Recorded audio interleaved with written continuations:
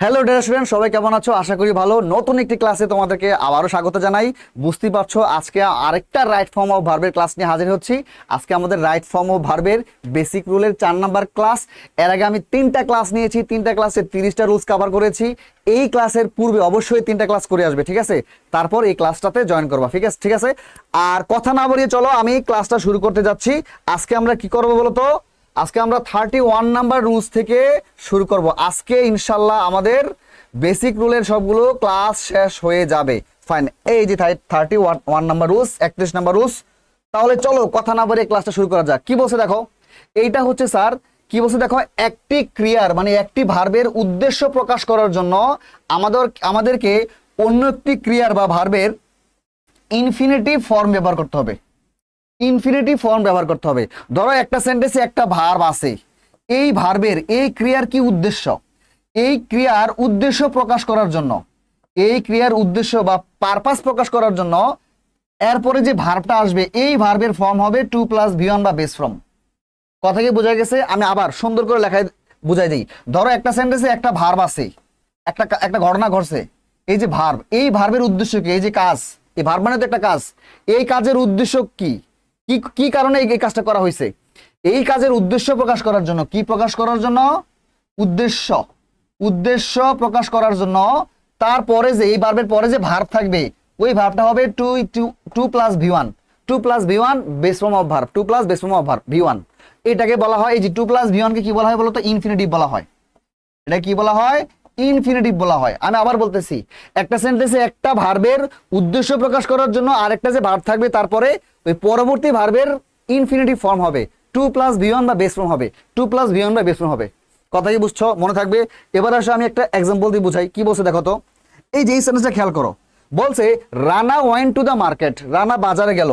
এই যে ওয়েন্ট, এটা হচ্ছে আমাদের ভার্ব, প্রথম ভার্ব, এটা হচ্ছে আমাদের প্রথম ভার্ব। এই ভার্বের উদ্দেশ্য প্রকাশ করার জন্য Rana went to the market, Rana বাজারে গেল। কেন গেল? এই যে অপর যে ক্রিয়া, এই ক্রিয়ার কি হবে স্যার? ইনফিনিটিভ হবে, 2+V1 হবে। এই 2+V1 মানে হচ্ছে কোনো কিছু করতে, এটা একটু লিখে রাখো। এই যে এই 2+V1 মানে হচ্ছে কোনো কিছু করতে, এই 2+V1 মানে হচ্ছে কোনো কিছু করতে, এই 2+V1 মানে হচ্ছে কোনো কিছু করতে, এই 2+V1 মানে হচ্ছে কোনো কিছু করতে। মানে একটা ভার্বের পরে যে ভার্ব, এর ভার্বটা 2+V1, এর মানে হচ্ছে কোনো কিছু করতে, কোনো কিছু করতে। এভাবে মিলাবা। তাহলে দেখো, Rana went to the market, Rana বাজারে গেল। কেন বাজারে গেল? To buy a new story books, একটা নতুন গল্পের বই কিনতে। টু বাই, এই যে ক্রিয়া, এই ক্রিয়ার উদ্দেশ্য কি? এই যে ক্রিয়াটা ঘটছে, Rana went to the market, Rana বাজারে গেছে, এই যে ঘটনা ঘটছে, এই ঘটনার উদ্দেশ্য কি? সে বাজারে কেন গেছে? এই যে কেন অর্থ দিবে, এই কারণে গেছে to buy a new story book, একটা নতুন গল্পের বই কিনতে। বোঝা গেছে? তাহলে একটা ক্রিয়ার উদ্দেশ্য প্রকাশ করার ক্ষেত্রে এই ক্রিয়ার উদ্দেশ্য কি? এই ক্রিয়ার উদ্দেশ্য প্রকাশ করার জন্য আরেকটা যে ক্রিয়া থাকবে, এই ক্রিয়ার 2+V1 ইউজ করতে হবে, ইনফিনিটিভ ইউজ করতে হবে। বোঝা গেছে? এই 2+V1 মানে কি স্যার? কোনো কিছু করতে। টু বাই মানে হচ্ছে কিনতে, টু বাই মানে কি বলতো? কিনতে। মানে ইনফিনিটিভ যে ভার্বটা হবে পরবর্তী যে 2+V1 হবে, এটার মানে হচ্ছে কোনো কিছু করতে, টু বাই, কিনতে। বোঝা গেছে? ফাইন। এই যে পরের এক্সাম্পল দেখো কি বলছে, হি রিপেয়ার দ্য কার, সে গাড়িটা ঠিক করলো। রিপেয়ার মানে কি? ঠিক করা। রিপেয়ার মানে কি বলতো? ঠিক করা। রিপেয়ার মানে কি? ঠিক করা। হি রিপেয়ার দ্য কার, সে গাড়িটা ঠিক করলো। কি কারণে ঠিক করছে? কি করতে ঠিক করলো? টু সেল ইট, এটা বিক্রি করতে। To sell it. এই যে এই ঘটনার উদ্দেশ্য, এই যে ঘটনা ঘটছে, সে গাড়িটা ঠিক করছে। কিসের উদ্দেশ্যে গাড়িটা ঠিক করছে? এই উদ্দেশ্যে গাড়িটা ঠিক করছে। এই যে এই ক্রিয়ার উদ্দেশ্য প্রকাশ করার জন্য পরের যে ভার্ব, এই ভার্বটা হবে কি স্যার? 2+V1। বুঝা গেছে? তাহলে একটা ক্রিয়ার উদ্দেশ্য প্রকাশ করার জন্য পরবর্তী যে ক্রিয়া থাকবে এটা 2+V1 হবে। এই 2+V1 মানে হচ্ছে কোনো কিছু করতে, তাহলে টু সেল মানে হচ্ছে বিক্রি করতে। টু সেল মানে কি বলতো? বিক্রি করতে। 2+V1 মানে কোনো কিছু করতে, তাহলে এখানে হবে টু সেল মানে বিক্রি করতে। সে গাড়িটা ঠিক করছে বিক্রি করতে। আচ্ছা ফাইন, পরেরটা দেখো, শি গেভ আপ কেকস। এই গেভ আপ মানে হচ্ছে ত্যাগ করা বা পরিত্যাগ করা। এই গেভ আপ মানে কি বলতো? পরিত্যাগ করা, বাদ দেওয়া। সে ত্যাগ করা বা পরিত্যাগ করা, ত্যাগ করা এক কথায়। সে কেক খাওয়া ছেড়ে দিছে বা ছেড়ে দেওয়া। He gave up, she gave up cakes, say cake খাওয়া ছেড়ে দিছে। কেক তো আমরা চিনি, তাই না? সে কেক খাওয়া ছেড়ে দিছে। কি করতে ছেড়ে দিছে? টু লুজ ওয়েট, তার ওজন কমাতে। টু লুজ ওয়েট, ওজন কমাতে, রাইট? এই টু লুজ মানে কি? টু লুজ মানে হচ্ছে কমাতে, ওজন কমাতে। তাহলে এই যে ঘটনা ঘটছে, এই ঘটনার এই যে কাজটা সে করছে, কি কিসের উদ্দেশ্যে করছে? এইটার উদ্দেশ্যে করছে, ওয়েট কমানোর উদ্দেশ্যে করছে। তাহলে একটা ক্রিয়ার উদ্দেশ্য প্রকাশ করার জন্য আরেকটা ক্রিয়া কি হয়েছে স্যার? 2+V1 বা ভার্বের বেস ফর্ম হয়েছে। তাহলে কি শিখলাম স্যার? প্রথম যে ভার্ব, এই ক্রিয়ার উদ্দেশ্য প্রকাশ করার জন্য পরবর্তী যে ভার্ব আসবে, মানে পরের ভার্বটা যদি আমি উদ্দেশ্য প্রকাশ করার জন্য ইউজ করি, এই ক্রিয়ার উদ্দেশ্য প্রকাশ করার জন্য পরবর্তী ভার্ব ইউজ করি, এটা হবে 2+V1। এই 2+V1 মানে হচ্ছে কোনো কিছু করতে। একটু বাংলা মিনিং যদি মিলিয়ে বসাতে পারো তাও তোমার অ্যান্সারটা হয়ে যায়। ফাইন, তাহলে আমাদের রুল 31 ডান। একদম মাথায় ঢুকছে কিনা? ঢুকছে? একদম ঢুকছে কিনা বলো? ইনশাআল্লাহ ঢুকছে। আচ্ছা ফাইন, এইবার আসো রুল 32। খুবই খুবই খুবই ইম্পর্টেন্ট রুলস। আমি সবসময় বলি, আবার বলি, এই রুলসটা না রাইট ফর্ম অফ ভার্বের কাজে লাগবে, কমপ্লিটিং সেন্টেন্সও কাজে লাগবে, special use of some words and ফ্রেজও কাজে লাগবে। খুবই ইম্পর্টেন্ট রুলস, আমার সঙ্গে সঙ্গে রুলসটা বুঝো। এখানে বলছে যদি কোন একটা সেন্টেন্স সাবজেক্ট প্লাস উইচ দিয়ে শুরু হয়, অথবা উড দ্যাট দিয়ে শুরু হয়, অথবা ইফ দিয়ে শুরু হয়, যদি কোন একটা সেন্টেন্স এই তিনটার যে কোনো একটা দিয়ে শুরু হয়। এখন কখন এই তিনটা দিয়ে একটা সেন্টেন্স শুরু হবে? যখন আমরা কোনো কাল্পনিক ইচ্ছা প্রকাশ করি, আনরিয়েল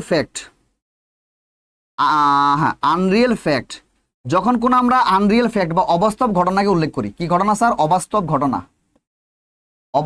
ঘটনা। যখন কোনো অবাস্তব ঘটনাকে উল্লেখ করি, অথবা আমরা বলি কাল্পনিক ইচ্ছা, কি বলতে পারি বলতো? কাল্পনিক ইচ্ছা।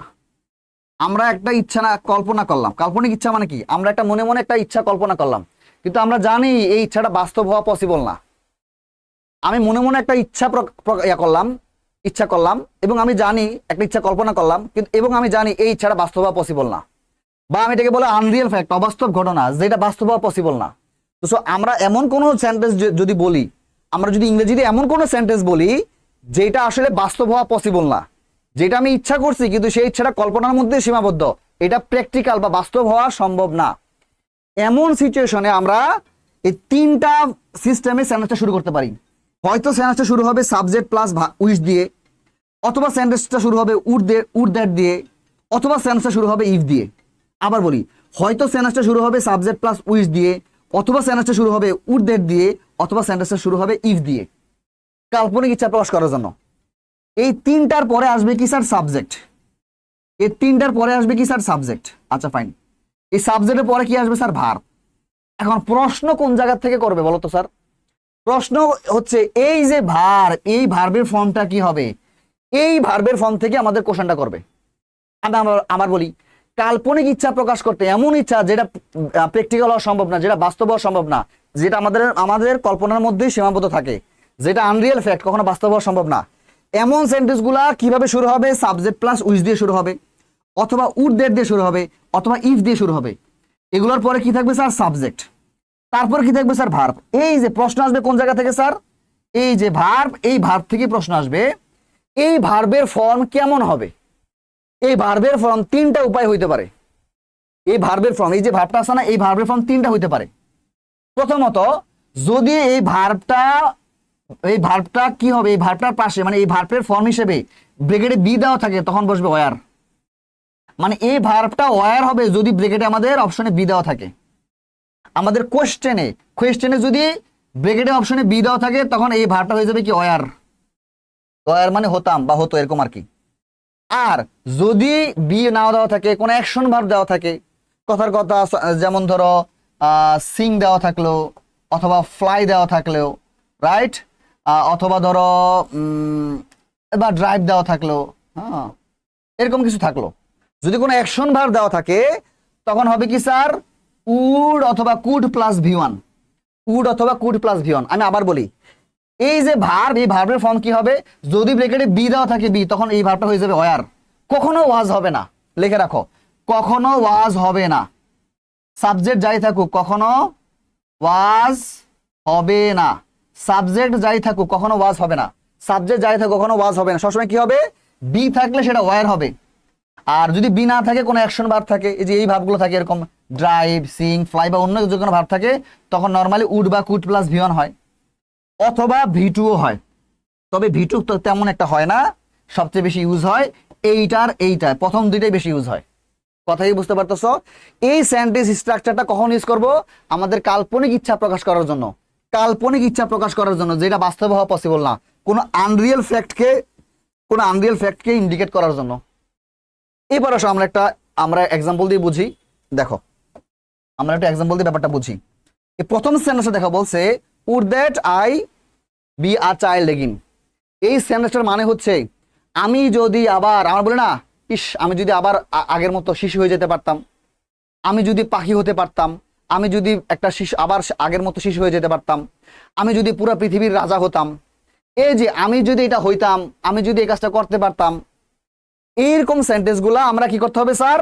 এই যে এইভাবে শুরু করতে হবে, এইভাবে সেন্টেন্স শুরু করতে হবে। আমাদের কাল্পনিক ইচ্ছা, আমি যদি 5,000 কোটি টাকা পাইতাম, আমি যদি আবার চাইল্ড হয়ে যেতে পারতাম, আমি যদি আকাশে পাখির মতো উঠতে পারতাম। এগুলো আমাদের কাল্পনিক ইচ্ছা না? এগুলা কি বাস্তবে পসিবল হয়? আমি কি পাখি হইতে পারবো না? আমি কি বাচ্চা হয়ে যেতে পারবো, শিশু হয়ে যেতে পারবো না? পারবো না। এই সেন্টেন্সগুলো এই তিনটার ফরম্যাট দিয়ে শুরু করতে হবে।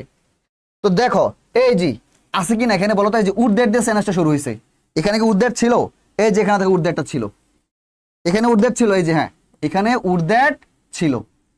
আচ্ছা তারপরে কি আসছে স্যার? সাবজেক্ট। দেখছো জি উড দ্যাটের পরে কি আসবে? সাবজেক্ট আসছে। এই দেখো এই যে সাবজেক্ট প্লাস উইশ অথবা উড দ্যাট বা ইফ, তারপর কি আসবে? সাবজেক্ট আসছে। এই যে সাবজেক্ট আসছে, এই যে আই হচ্ছে আমাদের সাবজেক্ট। এরপর আমি কি বলছিলাম? এই সাবজেক্টের পরে যে ভার্ব, এই ভার্বের জায়গা থেকে কোশ্চেনটা হবে। ওই যে রুলস আমি বলে দিয়েছিলাম, দেখো যদি ব্র্যাকেটে বি থাকে তখন আমি ওয়ার বসাবো। যদি ব্র্যাকেটে বি থাকে আমি কি বসাবো স্যার? ওয়ার বসাবো, ওয়াজ বসাবো না। তাহলে এই যে বি আছে, আমি এখানে কি বসাবো? ওয়ার। এখন অনেকে বলতে পারো স্যার আই এর সঙ্গে তো ওয়াজ বসে, ওয়ার তো বসে না, এখানে ওয়ার কেন হলো? মনে আছে আমি গত ক্লাসে শিখাইছিলাম যে আনরিয়েল ফ্যাক্ট হইলে, অবাস্তব কোনো ব্যাপার হইলে, যেটা বাস্তবে পসিবল না, এমন কোন সেন্টেন্সের ক্ষেত্রে ভার্বটা সবসময় পাস্ট এবং প্লুরাল হয়। অবাস্তব কোনো সেন্টেন্স, এখানে বলছে আমি যদি আবার বাচ্চা হয়ে যেতে পারতাম, শিশু হয়ে যেতে পারতাম। এখন আমার কি আর শিশু হয়ে যাওয়া পসিবল? আমি কি আর শিশু হতে পারবো না? তার মানে এই ব্যাপারটা কি বাস্তব না অবাস্তব? এটা অবাস্তব, আনরিয়েল ফ্যাক্ট, এটা কাল্পনিক ইচ্ছা, এটা কখনো প্র্যাকটিক্যাল বা বাস্তব হওয়া সম্ভব না। এই সিচুয়েশনে ইংরেজিতে সব সময় ভার্বটা পাস্ট এবং প্লুরাল হয়, কখনো সিঙ্গুলার হয় না। What ever the subject is, subject যাই থাকুক ডাজেন্ট ম্যাটার, ভার্ব সবসময় কি হবে? প্লুরাল হবে এবং পাস্ট হবে। তাই হইছে ওয়ার কখনো ওয়াজ দেওয়া যাবে না। বুঝতে পারতেছো? তাহলে অ্যান্সার কি? Would that I were a child again. আমি যদি আবার একটা শিশু হয়ে যেতে পারতাম, আমি যদি আবার একটা বাচ্চা হয়ে যেতে পারতাম। এখন কেউ যদি বলো স্যার আমি এখানে আমি এই রুলসে অ্যান্সার করতে পারবো না, মানে এখানে আমি বি এর পরিবর্তে ওয়ার না দিয়ে আমি কি এইটা অনুযায়ী অ্যান্সার করতে পারবো না? বা উড বা কুড প্লাস ভিওন এইভাবে অ্যান্সার করা যায় না? হ্যাঁ, এটা কিন্তু এভাবে অ্যান্সার করতে পারবা।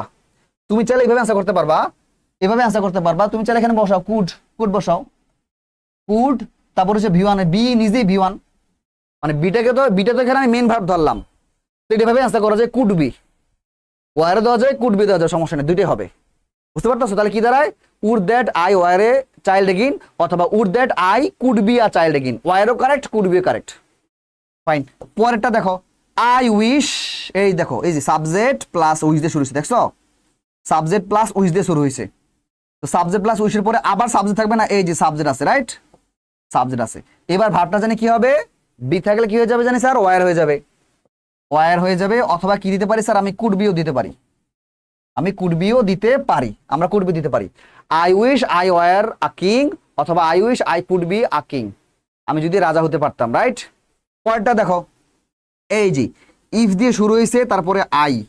এখন এই যে সাবজেক্ট আছে, রাইট? ইফ দিয়ে শুরু হয়েছে, তারপর সাবজেক্ট আছে। ইফ দিয়ে শুরু হয়েছে, তারপর কি আছে? সাবজেক্ট আছে। এবার ভার্ব কি হবে?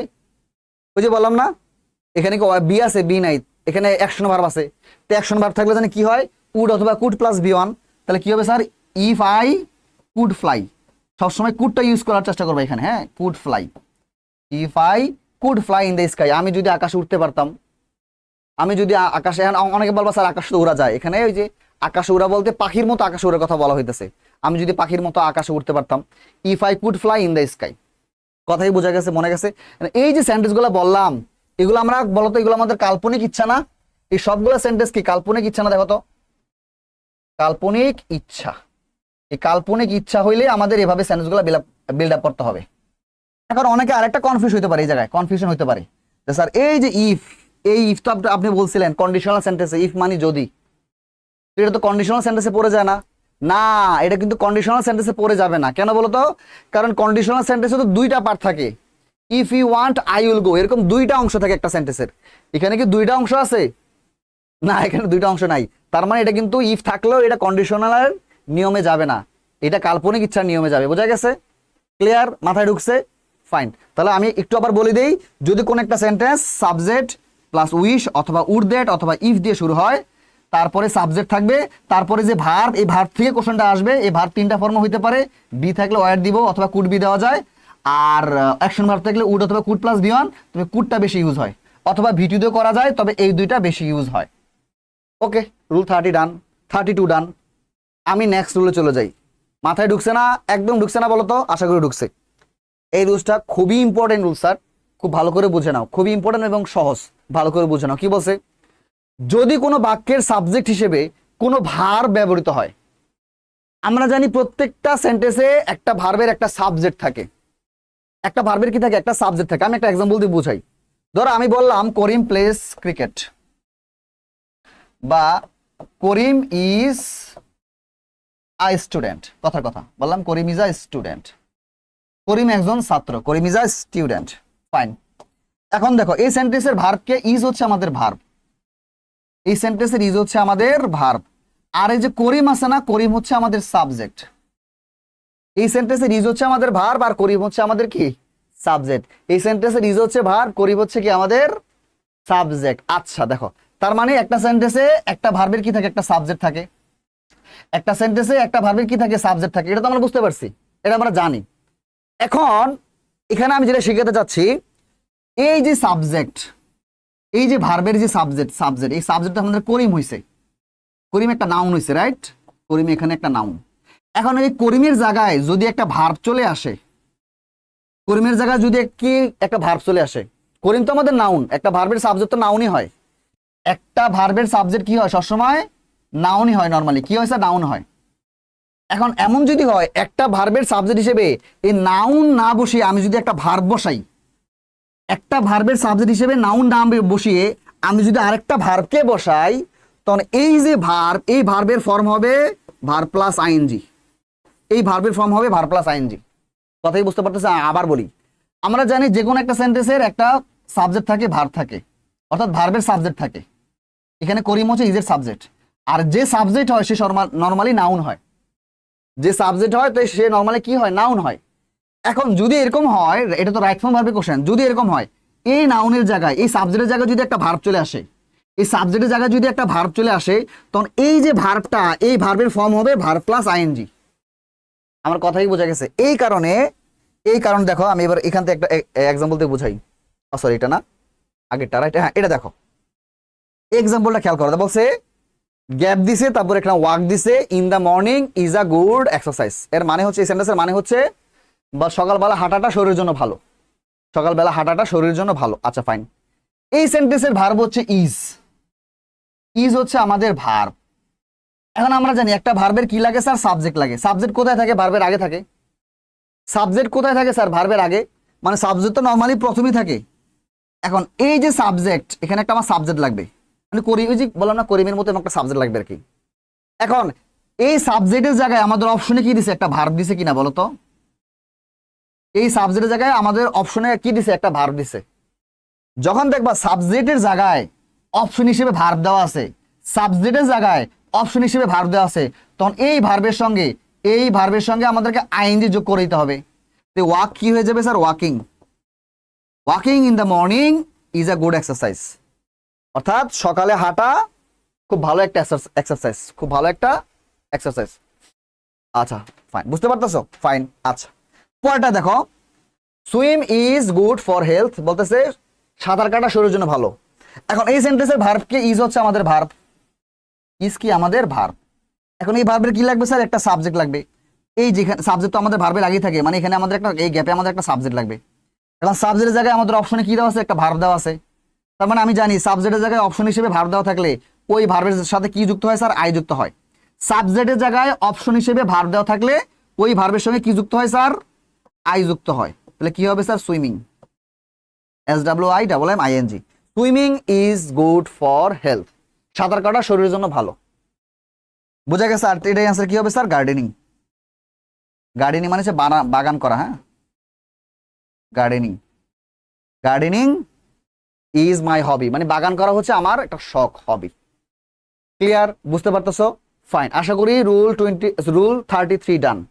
এবার আসো রুল 34। কি বলছে দেখো তো, কি বলছে দেখো।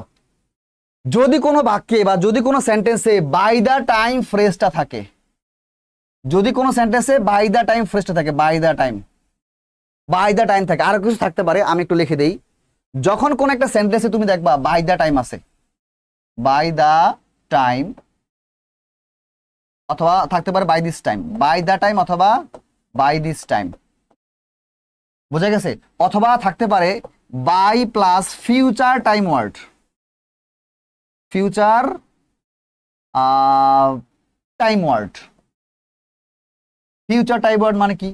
ফিউচার টাইম ওয়ার্ড মানে এরকম, মানে এটার একটা এক্সাম্পল দিই, যেমন এমন থাকতে পারে বাই 2030। বাই 2030 এটা 2030 সাল, 2030 সাল একটা ফিউচার সময় না? অথবা থাকতে পারে বাই 2040, এগুলো ফিউচার টাইম ওয়ার্ড না? ভবিষ্যতের টাইম ওয়ার্ড না? ভবিষ্যতের সাল না? ভবিষ্যৎ সময়কে ইন্ডিকেট করে না? এগুলাই ফিউচার টাইম ওয়ার্ড।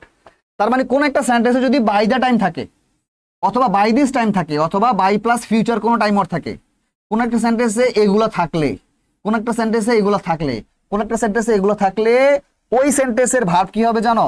ওই সেন্টেন্সের ভার্ব হবে উইল হ্যাভ অথবা শেল হ্যাভ, উইল হ্যাভ অথবা শেল হ্যাভ প্লাস V3। কথা কি বোঝা গেছে? মনে থাকবে, কোন একটা সেন্টেন্সে by the time, by this time অথবা by plus future time word, কোন একটা সেন্টেন্সে by the time, by this time অথবা by plus future time word থাকলে ওই সেন্টেন্সের ভার্ব কি হবে? উইল হ্যাভ বা shall have plus V3, will have বা shall have plus V3, will have বা শেল হ্যাভ প্লাস V3। ঢুকছে মাথায়? একদম ক্লিয়ার না? কঠিন কিছু? কঠিন কিছু না। চলো আমরা এবার কি করি স্যার, কোয়েশ্চেন সলভ করি। বারবার বলি, যারা হঠাৎ করে আজকে আমার ভিডিওটা ফার্স্ট দেখতেছো, এই ক্লাসটা ফার্স্ট দেখতেছো, তাদেরকে বলবো তারা অবশ্যই গত ক্লাসগুলো করে আসবে। এর আগে 3টা আমাদের বেসিক ক্লাস নিয়েছি আমি, 30 রুলস, এভাবে খুব এর থেকে চমৎকার ভাবে, এটাও খুব চমৎকার ভাবে নিচ্ছি, এটাও আমার বেস্ট দিয়ে নিচ্ছি। 30 রুলস কভার করেছি পূর্বের 3টা ক্লাসে, ওই 3টা ক্লাস অবশ্যই করবা, সবগুলা ব্যাপার ভালো করে বুঝে তারপর এই ক্লাসটা শুরু করবা। বুঝা গেছে? ফাইন। হ্যাঁ, আরেকটু ইন্টারাপ্ট করি মাঝখানে, আমি হয়তো অনেক বেশি পড়াই, অনেক বেশি আলোচনা করি, অনেক ডিপলি অনেক কিছু আলোচনা করি, কিন্তু কেন আলোচনা করি এটা ফিউচারে বুঝবা, বা যারাই স্টুডেন্ট আছো তারা খুব ভালো করে বুঝো। এত কিছু যখন তুমি জানবা তখন ইংরেজিটা তোমার জন্য অনেক সহজ হয়ে যাবে, অনেক সহজ হয়ে যাবে। যাই হোক, আমি কোশ্চেন এবার এই কোশ্চেনটা সলভ করাই। ফাইন, কি বলছে দেখো তো, he dash his graduation by 2026। এখন এই সেন্টেন্সের ক্লু কি? এই সেন্টেন্সের ক্লু হচ্ছে এজি বাই 2026 না, আমি এটাকে 2030 করে দিলাম, রাইট? 2026 তো এখনই চলে। আচ্ছা, তো বাই 2030, তাহলে by plus future time word আছে কিনা বলো তো? By plus future time word আছে কিনা? 2030, বাই 2030, হ্যাঁ, এটা কি বাই 2030, বাই 2030, তাহলে by plus future time word আছে? আছে স্যার। তাহলে by plus to future time word থাকলে এখানে ভার্ব কি হবে স্যার? উইল হ্যাভ বা শেল হ্যাভ প্লাস V3। আমি বলছি সবসময় উইল ইউজ করবা, তাহলে অ্যান্সার কি হবে? উইল হ্যাভ, আর ফিনিশের V3 কি স্যার? Finished, finished. বোঝা গেছে? এই যে আমি V1 V2 V3 বলি না, এই যে যে ভার্বটা আছে মেইন ভার্ব থাকবে না, এই মেইন ভার্বেরই V1 V2 V3 বসাবা। বোঝা গেছে? তাহলে will have finished, he will have finished his graduation by 2030। এটার মানে কি? সে 2030 সালের মধ্যে তার গ্রাজুয়েশন শেষ করবে। ফাইন, এবার আসো, বাস গ্রাজুয়েশন শেষ করে থাকবে। She reach the New York by this time. এখানে ক্লু কই স্যার? এই যে ক্লু, বাই দিস টাইম, এটা হচ্ছে আমাদের ক্লু। এই বাই দিস টাইম হচ্ছে আমাদের clue. By this time, by the time কি থাকলে কি হবে জানি স্যার? উইল হ্যাভ বা শেল হ্যাভ প্লাস V3। তাহলে অ্যান্সার কি হবে sir? She will have, she will have reached, she will have reached New York by this time. কথা কি বুঝতে পারতেছো? সে এরই মধ্যে কি করবে স্যার? নিউ ইয়র্কে পৌঁছায় থাকবে। আচ্ছা ফাইন, পরেরটা আসো, কি বলছে? My mother finish cooking by noon. দেখো তো, এই যে বাই প্লাস টাইম ওয়ার্ড আছে, এই যে নুন বলতে কি? দুপুর। এখানে যেটা বলতেছে আমার মা যে দুপুরের মধ্যেই রান্না শেষ করে ফেলবে, তার মানে যে বলতেছে তার সময়টা হচ্ছে সে হয়তো সকালে আছে, আর দুপুরটা তার জন্য ফিউচার টাইম ওয়ার্ড। তো সে বলতেছে আমার মা দুপুরের মধ্যে রান্না শেষ করে ফেলবে। তাহলে by plus future time word কি হবে স্যার? উইল হ্যাভ বা শেল হ্যাভ প্লাস ভি3, তাহলে আমি উইল হ্যাভ নিব। My mother will have finished, my mother will have finished cooking by noon, আমার মা দুপুরের মধ্যেই রান্না শেষ করে ফেলবেন। ফাইন, বুঝছ? আশা করি ডান, না বোঝার কিছু নাই। রুল 34 ডান। এইবার আসি স্যার, রুল কত স্যার? রুল 35। দেখো কি বলছে, যদি দুইটা ক্লজ, ক্লজ তো কি আমি বলছিলাম, ক্লজ মানে সেন্টেন্সের একটা পার্ট যেখানে একটা সাবজেক্ট থাকবে, ফাইন ভার্ব থাকবে। ক্লজ হচ্ছে সেন্টেন্সের একটা পার্ট যেখানে একটা সাবজেক্ট থাকবে এবং একটা ফাইন ভার্ব থাকবে, এটাই ক্লজ। ধরো দুইটা ক্লজ, কয়টা ক্লজ স্যার? দুইটা ক্লজ। ধরো দুইটা ক্লজ, হ্যাঁ রাইট, হ্যাঁ ধরো দুইটা ক্লজ, একটু একটু এটা মুছে নেই। ধরো দুইটি ক্লজ, ধরো দুইটা ক্লজ, আচ্ছা ক্লজ মানে কি স্যার? যে ক্লজে, ক্লজ মানে যেখানে একটা সাবজেক্ট থাকে এবং একটা ফাইন ভার্ব থাকে। ধরো সেন্টেন্সের একটা অংশে সাবজেক্ট ফাইনি ভার্ব আছে, এইটা একটা ক্লজ। সেন্টেন্সের আরেকটা অংশেও কি আছে? সাবজেক্ট প্লাস ফাইনি ভার্ব আছে, এটা আরেকটা ক্লজ। এই যে এমন দুইটা ক্লজ। ক্লজ মানে কি? যেখানে সাবজেক্ট এবং ফাইনাল ভার্ব থাকে, যেখানে সাবজেক্ট এবং ফাইনাল ভার্ব থাকে, এটাই ক্লজ। ধরো এখানে একটা ক্লজ, একই সেন্টেন্সে সেম সেন্টেন্সে একটা ক্লজ পাইলা, তুমি আরেকটা ক্লজ পাইলা, দুইটা ক্লজ। যদি একটা সেন্টেন্সে দুইটা ক্লজ থাকে, যদি একটা সেন্টেন্সে দুইটা ক্লজ থাকে এবং এই দুইটা ক্লজ যদি অলদো দ্বারা যুক্ত থাকে, দো দ্বারা যুক্ত থাকে, অ্যাজ দ্বারা যুক্ত থাকে, বিকজ দ্বারা যুক্ত থাকে, হোয়েন দ্বারা যুক্ত থাকে, বুঝা গেছে? হোয়েনেভার দ্বারা যুক্ত থাকে, অথবা যার অ্যাজ সুন অ্যাজ দ্বারা যুক্ত থাকে, ওয়াইল দ্বারা যুক্ত থাকে, হুইচ দ্বারা যুক্ত থাকে, ওয়ার্ড দ্বারা যুক্ত থাকে, দ্যাট দ্বারা যুক্ত থাকে, আর এটা লিখে দেই সিন্স, এটা লেখা নাই, সিন্স দ্বারা যুক্ত থাকে। কথাই বুঝা গেছে? সিন্স দ্বারা যুক্ত থাকে। তারপর এখানে হ্যাঁ ঠিক আছে, যদি একটা একই সেন্টেন্সের সেম সেন্টেন্সের দুইটা ক্লজ এইগুলা দ্বারা যুক্ত থাকে, আমি যেখানে লিখছি এগুলো হচ্ছে কনজাংশন, এই কনজাংশন বা কানেক্টর দ্বারা যুক্ত থাকে। ধরো এই একটা ক্লজ, এই একটা ক্লজ, এই দুইটা ক্লজ, একই সেন্টেন্সের দুইটা ক্লজ, এই দুইটা ক্লজ যদি এইগুলা দ্বারা যুক্ত থাকে, কানেক্টেড থাকে, তখন কি হবে স্যার? উভয় ক্লজের, এই দুইটা ক্লজের ভার্ব একই টেন্সের হয়। দুইটা ক্লজের ভার্ব একই টেন্সের হয়। একই টেন্সের মানে কি? এর মানে হচ্ছে একটা ক্লজের ভার্ব যদি হয় পাস্ট, ধরো এই যে দুইটা, ধরো এই দুইটা ক্লজ, এই দুইটা ক্লজের এই ক্লজের ভার্ব যদি হয় পাস্ট, অপর যে ক্লজ আছে এটার ভার্ব কি হবে স্যার? পাস্ট। এই ক্লজের ভার্ব যদি হয় পাস্ট, অপর ক্লজের ভার্ব হবে পাস্ট। এই ক্লজের ভার্ব যদি হয় প্রেজেন্ট, অপর ক্লজের ভার্ব সাধারণত কি হয়? অপর ক্লজের ভার্ব কি হয় স্যার? প্রেজেন্টে হয়। কথা কি বোঝা গেছে? যখনই দেবা একটা সেন্টেন্সের দুইটা ক্লজ, একটা সেন্টেন্সের দুইটা ক্লজ, এগুলো দ্বারা কানেক্ট থাকবে, দো, অলদো, অ্যাজ, বিকজ। দো মানে যদিও, অলদো মানে যদিও, হ্যাঁ, অ্যাজ মানে যেহেতু, বিকজ মানে কারণ, হোয়েন মানে যখন, হোয়েন এভার যখনই, অ্যাজ সুন অ্যাজ যেই মাত্র, ওয়াইল যখন, হুইচ যেটা, হোয়াট এটার মানে যেটা বা কি দুটোই হয়, দ্যাট মানে যা বা যেটি দুটোই হয়, সমস্যা নাই। এগুলো দ্বারা কানেক্ট থাকবে, তখন দুইটা ক্লজের ভার্ব একই টেন্সের হয়। মানে একটা ক্লজের ভার্ব যদি পাস্ট হয়, আর একটা ক্লজের ভার্ব কি হবে স্যার? পাস্ট হবে। একটা ক্লজের ভার্ব যদি প্রেজেন্টে হয়, আর একটা ক্লজের ভার্ব কি স্যার? প্রেজেন্টে হবে। আর একটু সহজ করে দেই, মনে রাখবা, আর একটু সহজ করে দিই আমি, হ্যাঁ আর একটু সহজ করে দিই। যে কোনো একটা সেন্টেন্সের একটা ভার্ব যদি পাস্ট হয়, যে কোনো সেন্টেন্স, ইংরেজিতে যে কোনো সেন্টেন্স একটা ভার্ব যদি পাস্ট হয়, আর একটাও পাস্ট হবে। বুঝে গেছে? মনে থাকবে স্যার কি বলছে, হাসিফ স্যার কি বলছে? হাসিফ স্যার বলছে ইংরেজিতে যে কোনো সেন্টেন্সের একটা ভার্ব যদি হয় পাস্ট, আর একটা ভার্ব পাস্ট। একটা ভার্ব যদি হয় প্রেজেন্ট, আর একটা ভার্ব কি? প্রেজেন্ট। কথা কি বুঝতে পারছো? ফাইন। আচ্ছা দেখো দেখো এখানে কি বলছে? as soon as she heard the news she started crying। এখন এই যে সেন্টেন্সটা, এখানে আমাদের দুইটা ক্লজ আছে। আমি as soon as চিন্তা করব না, আমি চিন্তা করব she heard। এই দেখে, এই যে she heard the news, এইটা একটা clause. she heard the news, এটা একটা ক্লজ। একটা ক্লজ পাইলাম আমি। তারপর এখানে কি দেওয়া আছে? কি দেওয়া আছে? একটা কমা দেওয়া আছে। কমার পরে আবার সাবজেক্ট একটা ভার্ব দেওয়া আছে, এই যে আরেকটা ক্লজ, এটা আরেকটা ক্লজ। বুঝতে পারছো? দুইটা ক্লজ না? এই যে সাবজেক্ট ভার্ব থাকলে একটা ক্লজ, আবার সাবজেক্ট আছে she, আবার ভার্ব আছে স্টার্ট, এর আরেকটা ক্লজ। তার মানে এইটা একটা ক্লজ, এইটা একটা ক্লজ, দুইটা ক্লজ। তো দুইটা ক্লজ যদি as soon as দ্বারা কানেক্ট থাকে, as soon as থাকতে পারে, অলদো থাকতে পারে, দো থাকতে পারে, অ্যাজ, বিকজ, হয় হয় না বা যাই হোক, এই দুইটা ক্লজ যদি এগুলো দ্বারা কানেক্ট থাকে, যে আমি এখানে অ্যাজ সুন অ্যাজ পেয়ে গেছি, অ্যাজ সুন অ্যাজ মানে যেই মাত্র, অ্যাজ সুন অ্যাজ মানে কি যেই মাত্র, অ্যাজ সুন অ্যাজ মানে কি যেই মাত্র, তো কানেক্ট থাকে, তখন কি হয় স্যার, আমি বলছি একটা ক্লজের ভার্ব যদি হয় পাস্ট, আর একটা ক্লজের ভার্ব হবে পাস্ট। এখন আমরা একটু দেখি যে এই যে প্রথম সেন্টেন্সে যে ভার্ব আছে, এই যে হার্ড, দেখছো এই যে হার্ড, এটা কি প্রেজেন্টে আছে না পাস্টে আছে? এটা স্যার পাস্টে আছে। একটা ক্লজের ভার্ব কিসে আছে? পাস্টে আছে। তার মানে আরেকটা যে ক্লজ, এই ক্লজের ভার্ব কি হবে স্যার? পাস্টে হবে। এই যে ক্লজের ভার্ব আছে, এটাও কিসে হবে স্যার? এটাও স্যার পাস্টে হবে। একটা ক্লজের ভার্ব যেহেতু পাস্টে আছে, এই ক্লজের ভার্ব যেহেতু পাস্টে আছে, আরেকটা ক্লজের ভার্ব এটাও কিসে হবে? পাস্টে হবে। তাহলে স্টার্টের পাস্ট কি স্যার? স্টার্টেড। স্টার্টের পাস্ট কি স্যার? স্টার্টেড। তাহলে কি হবে sir? As soon as she heard the news, যেই মাত্র সেই নিউজটা শুনলো, শি স্টার্টেড ক্রাইং, সে কান্না করার শুরু করে দিল। বুঝছো? মাথায় ঢুকছে? আচ্ছা ফাইন। এই যেটা দেখো, এই যে সিন্স হি ওয়াজ লেট, যেহেতু সে লেট ছিল, এই যে এই ক্লজের যে ভার্বটা আছে, এটা পাস্টে আছে না? এই যে ওয়াজ কিসে আছে স্যার? পাস্টে আছে। একটা ক্লজের ভার্ব পাস্টে আছে, তার মানে আরেকটা ক্লজের ভার্ব কি হবে স্যার? পাস্টে হবে। তার মানে এটা পাস্টে হবে স্যার। এখন এটা আনসার হবে স্যার, এটা অনেকে স্যার এটা পাস্টে কিন্তু নট অ্যালাউড দেওয়া আছে, এটা কিন্তু প্যাসিভে আছে স্যার, প্যাসিভে। এটা কিন্তু অ্যাক্টিভে নাই, এটা প্যাসিভে আছে, এটা আবার খেয়াল করো। এটা কিসে আছে? প্যাসিভে আছে।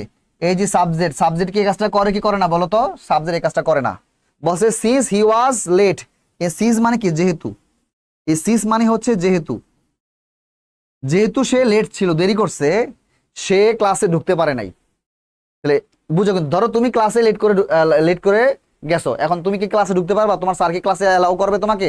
করবে না। তো বলছে যেহেতু সে দেরি করছে, সে ক্লাসে ঢুকতে পারে নাই। ভালো করে বুঝো। এই যে হি, এখন হি কি এই যে সাবজেক্ট, এই সাবজেক্ট কি এই কাজটা করছে? সাবজেক্ট কি অ্যালাউ করছে? না, সাবজেক্ট তো অ্যালাউ করে নাই, সাবজেক্টকে অ্যালাউ করা হয় নাই। তাহলে সে এই কাজটা পারফর্ম করে নাই, সে এই কাজটা রিসিভ করছে। সাবজেক্ট তো এই কাজটা করে নাই, মানে তুমি লেট করে গেছো, তুমি আবার কাউকে অ্যালাউ করবা কিনা? তোমার অ্যালাউ করা হবে না। তুমি লেট করে ঢুকলে কি তোমাকে অ্যালাউ করা হবে? হবে না। তার মানে এটা প্যাসিভ আছে, তুমি এই কাজটা করো নাই, তুমি এই কাজটা রিসিভ করছো। বুঝা গেছে? তার মানে এটা প্যাসিভে আছে। প্যাসিভে থাকলে আমরা জানি মেইন ভার্বের ভিতরে হয়। অ্যালাউর ভিতরে কি স্যার? অ্যালাউড। অ্যালাউর ভিতরে কি? অ্যালাউড। তার পূর্বে একটা নট আছে, নট বসালাম। তারপর আমরা জানি প্যাসিভে মেইন ভার্বের ভিতরে হয়, ভিতরে বসালাম, এবং তার পূর্বে একটা অক্সিলারি লাগে। এখন অক্সিলারি হিসেবে আমি কি বসালাম স্যার? কথার কথা আমি বসালাম ওয়াজ। তাহলে কি হলো sir? Since he was late, যেহেতু সে দেরি করেছিল, he was not allowed to enter the class, সে ক্লাসে ঢোকার জন্য কি অ্যালাউ হয় নাই বা অনুমতি পায় নাই। আচ্ছা ফাইন, পরেরটা। Though he dash a terrible mistake. Terrible ওয়ার্ডটার মানে হচ্ছে ভয়ানক। টেরিবল ওয়ার্ডটার মানে কি বলতো? ভয়ানক। যদিও, এই যে এই দো মানে হচ্ছে যদিও, এই দো মানে কি বলো স্যার? যদিও। এই দো মানে কি? যদিও। যদিও সে ভয়ানক একটা ভুল করছে, মিস্টেক, ভুল করছে, the authority did not dismiss him, authority কর্তৃপক্ষ তাকে ডিসমিস করে নাই। যদিও সে একটা মারাত্মক ভুল করছে, অথরিটি কর্তৃপক্ষ তাকে কি করে নাই? ডিসমিস করে নাই। বুঝতে পারতেছো? আচ্ছা, এখন দেখো এখানে দুইটা ক্লজ আছে। এই যে পরের যে ক্লজ, এই ক্লজের ভার্ব ডিড নট ডিসমিস, এটা প্রেজেন্টে আছে না পাস্টে আছে? এই ক্লজের ভার্ব, একটা ক্লজের ভার্ব আছে পাস্ট, তার মানে এইটা যেহেতু পাস্ট, আমি কি বলছিলাম? একটা ক্লজের ভার্ব পাস্ট হলে আরেকটা ক্লজের ভার্ব পাস্ট হবে, তার মানে এইটাও আমাদের পাস্ট হবে। তাহলে মেকের পাস্ট কি স্যার? মেড। তাহলে কি হবে স্যার? দো he made a terrible mistake, যদিও সে একটা ভয়ানক ভুল করেছিল, the authority did not dismiss him, authority কর্তৃপক্ষ তাকে ডিসমিস করে নাই। বুঝতে পারতেছো? ফাইন। তাহলে কি শিখলাম স্যার? এই ওয়ার্ডগুলো মনে রাখলেও পারো, সমস্যা নাই, নাম মনে রাখলেও সমস্যা নাই, জাস্ট মনে রাখবা যে যে কোনো সেন্টেন্সের, ইংরেজি যে কোনো সেন্টেন্সের দুইটা ক্লজ থাকলে, একটা ক্লজের ভার্ব যদি পাস্ট হয়, আর একটা ক্লজের ভার্ব কি হবে স্যার? পাস্ট। একটা ক্লজের ভার্ব যদি প্রেজেন্ট হয়, আর একটা ক্লজের ভার্ব কি হবে স্যার? প্রেজেন্ট হবে। ঢুকছে? আশা করি ঢুকছে। ফাইন। তাহলে আমাদের 35 পর্যন্ত ডান। তাহলে আজকে আমি 5টা রুলস অলরেডি করাই ফেলেছি, চলো একটু রিভিশন দেই, তারপর আমরা কোশ্চেন সলভ করবো। কেমন? রিভিশন দিয়ে আমরা তারপর কোশ্চেন সলভ করবো।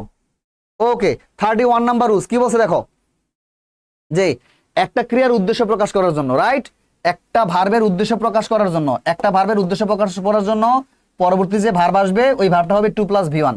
এই 2+V1 মানে হচ্ছে কোনো কিছু করতে, 2+V1 মানে কোনো কিছু করতে। তাহলে উদ্দেশ্য প্রকাশ করার ক্ষেত্রে পরবর্তী ভার্বটা 2+V1 হয়। 32 নাম্বার রুলস কি বলতেছে স্যার? কোনো কাল্পনিক ইচ্ছা প্রকাশ করতে, কোনো কাল্পনিক, আমাদের মানুষ, আমরা অনেক সময় অনেক ইচ্ছা করি না, এই আর কি, আমাদের কোনো কাল্পনিক ইচ্ছা প্রকাশ করার ক্ষেত্রে, আনরিয়েল ফ্যাক্ট প্রকাশ করার ক্ষেত্রে আমরা একটা সেন্টেন্স সাবজেক্ট প্লাস উইশ বা উড দ্যাট বা ইফ দিয়ে শুরু করব। তারপর আসবে কি স্যার? সাবজেক্ট। তারপরে যে ভার্ব, এই ভার্বটা তিনটা ফর্মে হইতে পারে। বি থাকলে আমরা এই ভার্বটা ওয়ার্ড দিব অথবা কুড বি দিব, আর অ্যাকশন ভার্ব থাকলে আমরা উড বা কুড প্লাস ভি অন দিব, তবে কুডটা বেশি ইউজ করব, অথবা ভিটু হইতে পারে, তবে প্রথম দুইটা আমরা বেশি ইউজ করব। রাইট? 32 ডান। 33তে আমরা কি শিখছিলাম স্যার? একটা ভার্বের সাবজেক্ট হিসেবে যদি আরেকটা ভার্ব থাকে, যে কোনো ভার্বের সাবজেক্ট হিসেবে যদি আরেকটা ভার্ব থাকে, তখন যেই ভার্বটা সাবজেক্টের জায়গায় বসতেছে এই ভার্বের ফর্ম হবে আইএনজি।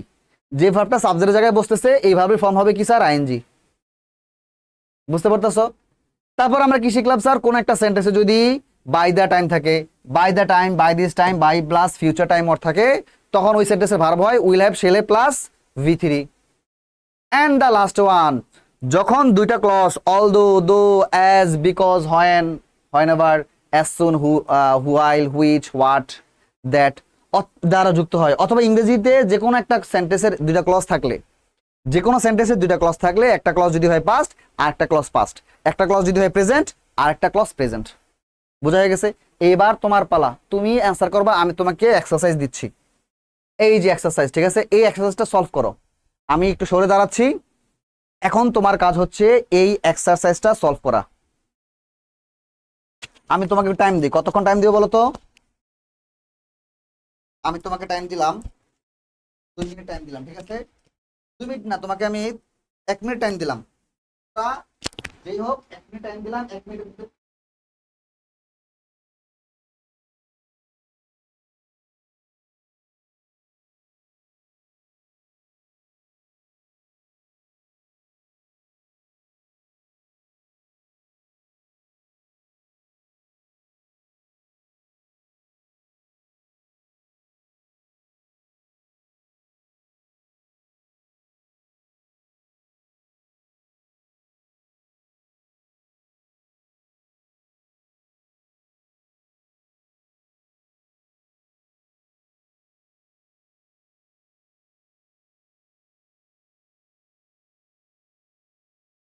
তো আশা করি তোমাদের অলরেডি করা হয়ে গেছে, আর যারা করা হয় নাই তাদেরকে বলবো তোমরা যে কাজটা করবা, তোমরা একটু ভিডিওটা পজ করো, ঠিক আছে?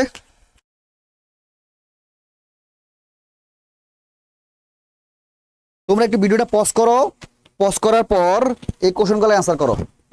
আমি একটু পরে অ্যান্সার দিয়ে দিচ্ছি, তোমরা ভিডিওটা পজ করো, পজ করে কোশ্চেনগুলোর অ্যান্সার করো, কেমন? আচ্ছা ফাইন। আশা করি পজ করছো, পজ করে অ্যান্সার করছো। পরে কিন্তু আরো 5টা কোশ্চেন আছে। তোমাদের কাজ হচ্ছে এখন ভিডিওটা পজ করা। বুঝতে পারতেছো? তোমরা পজ করো, পজ করে এই কোশ্চেনগুলোর অ্যান্সার করো। অ্যান্সার করার পর ওয়েট করো, আমি তোমাদেরকে এই কোশ্চেনগুলো অ্যান্সার দিয়ে দিব, ঠিক আছে? আচ্ছা ফাইন, ওকে। আশা করি শেষ। এবার আমার পালা তোমাদেরকে অ্যান্সার দেওয়ার, ঠিক আছে? ফাইন, এবার আমি অ্যান্সার দিব। আমার অ্যান্সারের সঙ্গে তোমার অ্যান্সারগুলো মিলাও। দেখো প্রথম সেন্টেন্স কি বলছে? The plane leave the airport by now. এই সেন্টেন্সের ক্লু কি স্যার? এই সেন্টেন্সের ক্লু হচ্ছে বাই নাও। এই যে বাই প্লাস টাইম ওয়ার্ড আছে, তাহলে কি হবে স্যার? উইল হ্যাভ বা শেলে প্লাস V3। অ্যান্সার কি হবে? দ্য প্লেন উইল হ্যাভ, আর লিভের V3 কি sir? Left. The plane will have left the airport by now. প্লেনটি ইতোমধ্যে এয়ারপোর্ট ছেড়ে থাকবে। হ্যাঁ, প্লেনটি এরই মধ্যে এয়ারপোর্টটা ছেড়ে যাবে। ফাইন, বুঝলাম। 2 number, dash lies can get you into deep travel. বলতেছে মিথ্যা কথা বলা তোমাকে অনেক কি বিপদে ফেলতে পারে। তুমি যদি অনেক বেশি মিথ্যা কথা বলো, এই ব্যাপারটা তোমার জন্য বিপদ নিয়ে আসতে পারে। ফাইন, তাহলে কি হবে স্যার? তাহলে টেল হচ্ছে আমাদের ভার্ব। এখন এই যে ক্যান, সরি, এখন এই সেন্টেন্সের মেইন ভার্ব হচ্ছে ক্যান গেট। ক্যান গেট এটা হচ্ছে ভার্ব। তো একটা ভার্বের কি লাগবে স্যার? সাবজেক্ট লাগবে। তো একটা ভার্বের সাবজেক্টের জায়গায়, এই যে সাবজেক্ট তো আমাদের প্রথমেই থাকে, তাহলে একটা ভার্বের সাবজেক্টের জায়গায় কি দেওয়া আছে? একটা ভার্ব দেওয়া আছে। তো একটা ভার্বের সাবজেক্টের জায়গায় যদি আরেকটা ভার্ব অপশনে থাকে, তখন এই ভার্বের সঙ্গে আইএনজি হয়, তাহলে অ্যান্সার হবে টেলিং। তাহলে কি হচ্ছে sir? Telling lies can get you into deep travel. মিথ্যা কথা বলা তোমার জন্য অনেক বড় বিপদ নিয়ে আসতে পারে। আচ্ছা ফাইন, পরেরটায় কি? Lock the door, keep everyone out, right? আচ্ছা ফাইন, তাহলে এই যে একটা ভার্বের উদ্দেশ্য প্রকাশ করার জন্য, মনে আছে? হি লক দ্য ডোর, সে দরজাটা লক করছে। সে দরজাটা লক করে দিছে। কেন লক করে দিছে? যেন সে সবাইকে হ্যাঁ, যেন সবাই কি কি করতে পারে, সে সবাইকে তার রুম থেকে দূরে রাখতে পারে, কেউ যেন তার রুমে ঢুকতে না পারে। তাহলে এই যে কাজটা করছে, এই কাজের উদ্দেশ্য প্রকাশ করার জন্য একটা ঘটনা ঘটছে, এই ঘটনার উদ্দেশ্য প্রকাশ করার জন্য অপর ঘটনা কি হয় স্যার, 2+V1 হয়। আনসার হবে to keep. She lock the door, he lock the door, সে দরজাটা লক করছে। কেন লক করছে? টু কিপ এভরিওয়ান আউট, সবাইকে বাইরে রাখতে, সে সবাইকে বাইরে রাখার জন্য সে দরজাটা লক করছে। ফাইন। আচ্ছা ফাইন, উদ্দেশ্য প্রকাশ করার জন্য 2+V1 হয়, তাহলে এটা 2+V1 হইলো। পরের test 4 number, when the child saw it's mother, যখন শিশুটি তার মাকে দেখলো, যখন শিশুটি তার মাকে দেখলো, ইট স্টার্ট লাফিং। দেখো আমি বলছিলাম একটা সেন্টেন্সের একটা ভার্ব যদি পাস্টে হয়, এই যে স কিসে আছে স্যার, পাস্টে আছে। একটা সেন্টেন্সের একটা ভার্ব যদি পাস্ট হয়, আরেকটা ভার্ব কি হবে, পাস্ট হবে। একটা সেন্টেন্সের একটা ভার্ব পাস্ট, আরেকটা ভার্ব কি হবে স্যার, পাস্ট হবে। তাহলে স্টার্টের পাস্ট কি স্যার, স্টার্টেড। স্টার্টের পাস্ট কি বলতো, স্টার্টেড। আচ্ছা ফাইন। পরেরটা, হি ওয়াজ পানিশড, তাকে শাস্তি দেওয়া হয়েছে, বিকজ, কারণ, হি ফলো দা রুল। আচ্ছা এখানে শুধু ফলো হবে না, এখানে হবে নট ফলো, এখানে একটা নট হবে, ঠিক আছে, শুধু ফলো না, নট ফলো। আচ্ছা এখন দেখো বলছে he was punished because he not follow the rule. এখন একটা সেন্টেন্সের এই যে ওয়াজ পানিশড, এটা পাস্টে আছে না স্যার, ওয়াজ পানিশড কি, এটা পাস্ট না, পাস্ট। তাহলে একটা সেন্টেন্সের একটা ভার্ব পাস্ট, তার আরেকটা ভার্ব কি হবে স্যার, পাস্ট হবে।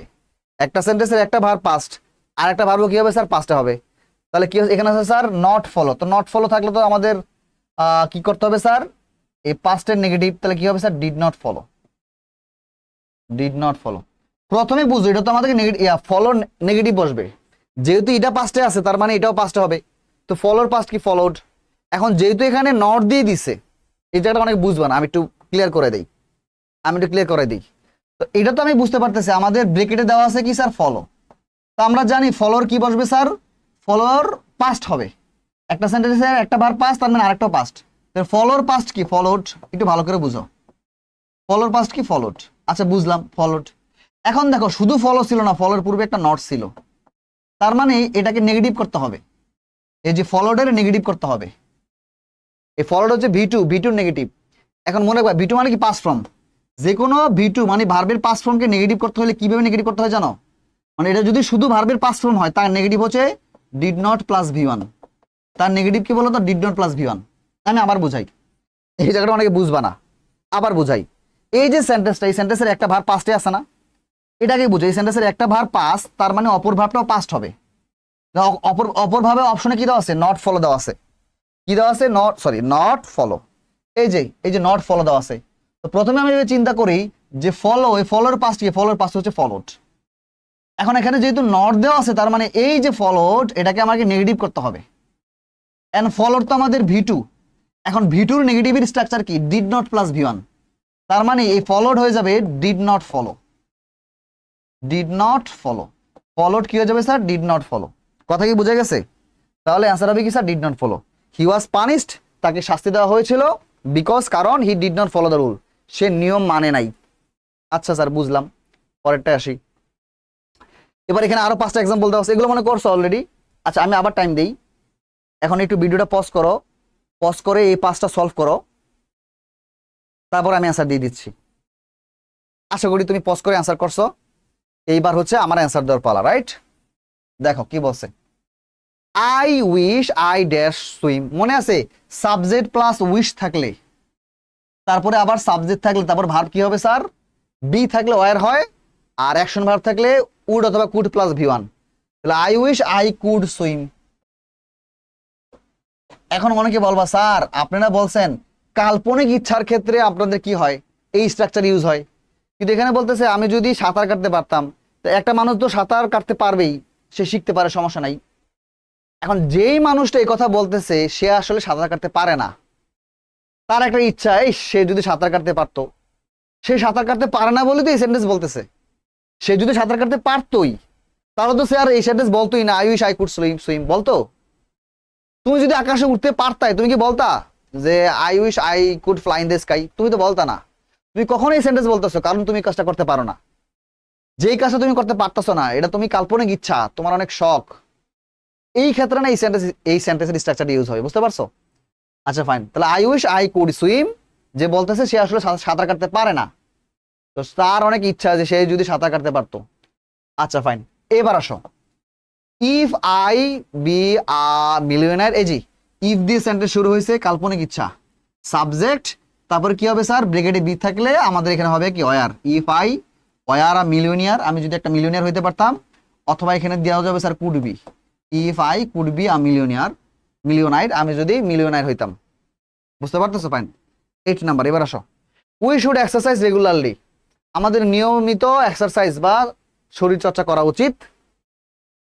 আচ্ছা ফাইন, এখন দেখো এই যে অংশ, সেন্টেন্সের এই অংশটা, এখানে ভার্ব কি স্যার, শুড এক্সারসাইজ, এই ভার্বের উদ্দেশ্য প্রকাশ করতে পরবর্তী ভার্ব ইউজ হচ্ছে না, বলতেছে আমাদের নিয়মিত শরীর চর্চা করা উচিত, ড্যাশ হেলদি, এই যে পরবর্তী যে ভার্বটা আছে এই ভার্বটা এই ভার্বের উদ্দেশ্য প্রকাশ করতেছে না, বলতেছে আমাদের শরীর চর্চা করা উচিত কিসের উদ্দেশ্যে, স্টে হেলদি, সুস্থ থাকার উদ্দেশ্যে। তো উদ্দেশ্য প্রকাশ করার জন্য কি হয় জানি স্যার, 2+V1 হয়, তাহলে to stay healthy, to stay healthy, সুস্থ থাকতে আমাদের শরীরচর্চা করা উচিত, এক্সারসাইজ করা উচিত, কি করতে, টু স্টে হেলদি, হেলদি থাকতে বা সুস্থ থাকতে। আচ্ছা ফাইন, পরবর্তী আসো 9 নাম্বার, বলতেছে explore something is always entertaining. এখন এই সেন্টেন্সের আচ্ছা ভার্ব কি স্যার, এই সেন্টেন্সের ভার্ব হচ্ছে আমাদের ইজ, ইজ হচ্ছে আমাদের ভার্ব। এখন এই ভার্বের কি লাগবে স্যার, এই ভার্বের আমাদের সাবজেক্ট লাগবে, ভার্বের আগে তো সাবজেক্ট থাকে, এখন এই ভার্বের সাবজেক্ট লাগে। এখন সাবজেক্টের জায়গায় আমাদের ব্র্যাকেটের অপশনে কি দেওয়া আছে, একটা ভার্ব দেওয়া আছে, আমি বলছিলাম সাবজেক্টের জায়গায় ব্র্যাকেটের অপশনে ভার্ব থাকলে ওই ভার্বের সঙ্গে আইএনজি হয়, তাহলে কি sir, exploring, exploring something, exploring something is always entertaining, কোনো কিছু এক্সপ্লোরিং করা সবসময় আনন্দদায়ক, এন্টারটেইনিং মানে হচ্ছে আনন্দদায়ক, কোনো কিছু এক্সপ্লোরিং করা সবসময় আনন্দদায়ক। এখন এক্সপ্লোর মানে কি, এক্সপ্লোর মানে হচ্ছে কোনো কিছু উন্মোচন করা, কোনো কিছু উন্মোচন করা, খোলাসা করা, প্রকাশ করা বা আবিষ্কার করা আর কি। ধরো তুমি একটা নতুন জায়গা আবিষ্কার করলা, নতুন জায়গা এক্সপ্লোর করা, আবিষ্কার করলা, তোমার জন্য ওই ব্যাপারটা অনেক নতুন, তো কোনো কিছু আবিষ্কার করা, উন্মোচন করা, উন্মুক্ত করা, এই ব্যাপারটাকে বলা হয় এক্সপ্লোর। বুঝে গেছে? ফাইন, পরেরটা আসো, লাস্ট কোয়েশ্চেন কি বলছে, we arrange everything by 4 PM, এই যে বাই প্লাস টাইম ওয়ার্ড, দেখছো যে ক্লু কি এখানে, ক্লু হচ্ছে বাই প্লাস টাইম ওয়ার্ড, তাহলে বাই প্লাস টাইম ওয়ার্ড থাকলে জানি কি হবে স্যার, উইল হ্যাভ বা shall plus V3, will have বা শেল প্লাস V3, তাহলে we will have arranged, we will have arranged everything by 4 PM, অর্থাৎ ধরো তোমরা একটা পার্টির আয়োজন করছো, তো আয়োজনের সবকিছু তুমি বিকাল 4টার মধ্যে করে ফেলবা, তখন তুমি বললা যে আমরা বিকাল 4টার মধ্যে সবকিছু অ্যারেঞ্জ করে ফেলবো। বুঝা গেছে? তো ফিউচার টাইমের মধ্যেই কোনো কিছু করে ফেলবা, তাহলে কি হবে sir, we will have arranged everything by 4 PM, জি 4 plus time word, by plus future time word, এখানে 4 PM কিন্তু তোমার জন্য ফিউচার টাইম ওয়ার্ড, এই সেন্টেন্সের প্রেক্ষিতে এই 4 PM কিন্তু ফিউচার টাইম ওয়ার্ড, তাহলে by plus future time word, will have বা শেল প্লাস V3, আমি উইল হ্যাভ বসাইলাম কারণ উইল হ্যাভটা বেশি ইউজ হয়, উইলটা বেশি ইউজ হয় এই কারণে, we will have arranged everything by 4 PM। Done, clear? বুঝছো? তাহলে আমাদের টোটাল 35 রুলসের ডান, আজকে 5টা রুলস করাই ফেলছি, 5টা রুলসের এক্সাম্পল করাই ফেলছি, এক্সারসাইজ, এইবার আমাদের আরো 5টা রুলস আমরা শেষ করাবো, রাইট? রুল নাম্বার 36, যারা একটু টায়ার্ড হয়ে গেছো, মাঝখানে বলি নেই, প্রত্যেক ক্লাসে বলছি, আবারও বলি, যদি ক্লাস দেখতে দেখতে টায়ার্ড হয়ে যাও, আমি জানি হবা, এটাই স্বাভাবিক, তখন কি করবা স্যার, ভিডিওটা একটু পজ করো, কি করবা স্যার, ভিডিওটা একটু পজ করবা, একটু থামাবা, ভিডিওটা থামানোর পর তুমি একটু ব্রেক নিবা, ব্রেক নেওয়ার পর দরকার হলে এখন ক্লাসটা করার দরকার নাই, সমস্যা নাই, তুমি পরবর্তী সময় আবার আসবা, এসে তারপরে এই বাকি 5টা রুলস করবা, ঠিক আছে? কিন্তু একটানা তুমি 5টা রুলস করে এক্সারসাইজ সলভ করবা, তারপর আবার বসবা, আবার 5টা রুলস সলভ করে আমার সঙ্গে সঙ্গে ক্লাসটা করে তারপর আবার কোশ্চেনগুলো সলভ করবা, বুঝতে পারছো? সমস্যা নাই। আচ্ছা, তাহলে আমি 30 রুলস দিয়ে ক্লাসটা শুরু করতেছি। 36 নাম্বার রুলস কি বলছে দেখো তো, এটা খুব সহজ, এটা অলরেডি করাই ফেলছি, এত কঠিন কিছু না। বলছে যদি মেইন ক্লজটি প্রেজেন্ট টেন্সে হয় তবে ডিপেন্ডেন্ট ক্লজটি হবে প্রেজেন্ট ইনডিফিনিট বা প্রেজেন্ট কন্টিনিউয়াস বা প্রেজেন্ট পারফেক্ট বা পাস্ট টেন্স অথবা উইল বা ক্যান বা মে প্লাস V1। এক্ষেত্রে আমাদের নিম্নোক্ত স্ট্রাকচারটি অনুসরণ করতে হবে।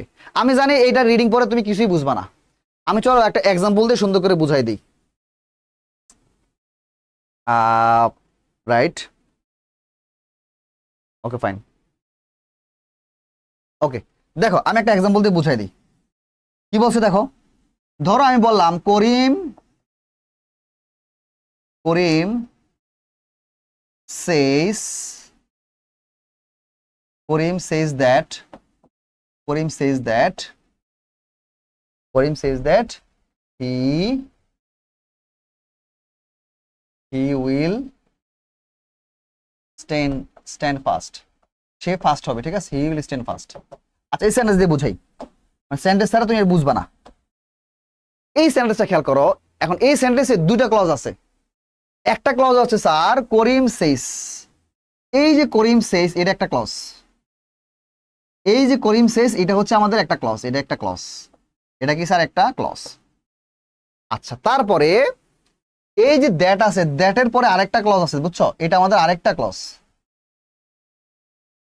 এটা আমাদের আরেকটা ক্লজ। বুঝা গেছে? প্রথমে একটা ক্লজ, এটা আরেকটা ক্লজ। এখন এই যে করিম সেইস এই ক্লজটাকে বলা হয় মেইন ক্লজ। এটা কি বলা হয় স্যার? Main clause. এটাকে মেইন ক্লজে বলা হয়, অথবা এটা আরেকটা নাম হচ্ছে প্রিন্সিপাল ক্লজ। প্রিন্সিপাল ক্লজ, এটা আরেকটা নাম হচ্ছে প্রিন্সিপাল ক্লজ। ক্লজ নিয়ে আমার খুব সুন্দর ক্লাস আছে, ইউটিউবে করে নিও। আপাতত এটা বুঝো। করিম সেস হচ্ছে আমাদের মেইন ক্লজ অথবা প্রিন্সিপাল ক্লজ, অথবা এটাকে আমরা বলবো স্যার ইন্ডিপেন্ডেন্ট ক্লজ। এটাকে ইন্ডিপেন্ডেন্ট ক্লজে বলা হয়, ইন্ডিপেন্ডেন্ট ক্লজ। বোঝা গেছে? করিম সেস হচ্ছে আমাদের মেইন ক্লজ অথবা প্রিন্সিপাল ক্লজ অথবা ইন্ডিপেন্ডেন্ট ক্লজ। আর that he will stand first, যে সে ফার্স্ট হবে, এইটা হচ্ছে, এই ক্লজটা হচ্ছে আমাদের স্যার সাবঅর্ডিনেট ক্লজ, অধীনস্থ ক্লজ। হ্যাঁ, সাবঅর্ডিনেট ক্লজ বা অধীনস্থ ক্লজ। এটার আরেকটা নাম হচ্ছে ডিপেন্ডেন্ট ক্লজ, এটাকে ডিপেন্ডেন্ট ক্লজও বলা হয়। বুঝা গেছে? এই যে Karim says that he will stand first, এখানে করিম সেস হচ্ছে আমাদের মেইন ক্লজ, বা এটা আরেকটা নাম প্রিন্সিপাল ক্লজ, এটা ইন্ডিপেন্ডেন্ট ক্লজ, একটা বললেই হবে মেইন ক্লজ।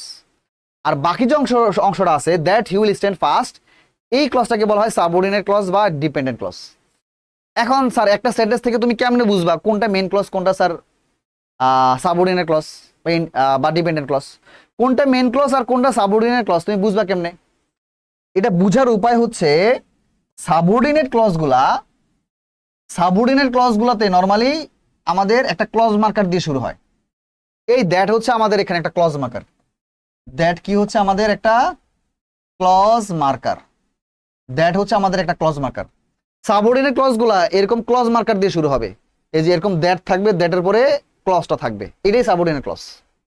এখন দ্যাটের জায়গায় অনেক কিছু আসতে পারে, মানে ক্লজ মার্কার তো কোনগুলা জানো? ক্লজ মার্কার কোনগুলা? ক্লজ মার্কার হচ্ছে তোমার অ্যাজ, তারপর হচ্ছে সিন্স, তারপর হচ্ছে বিকজ, এগুলা ক্লজ মার্কার। বোঝা গেছে?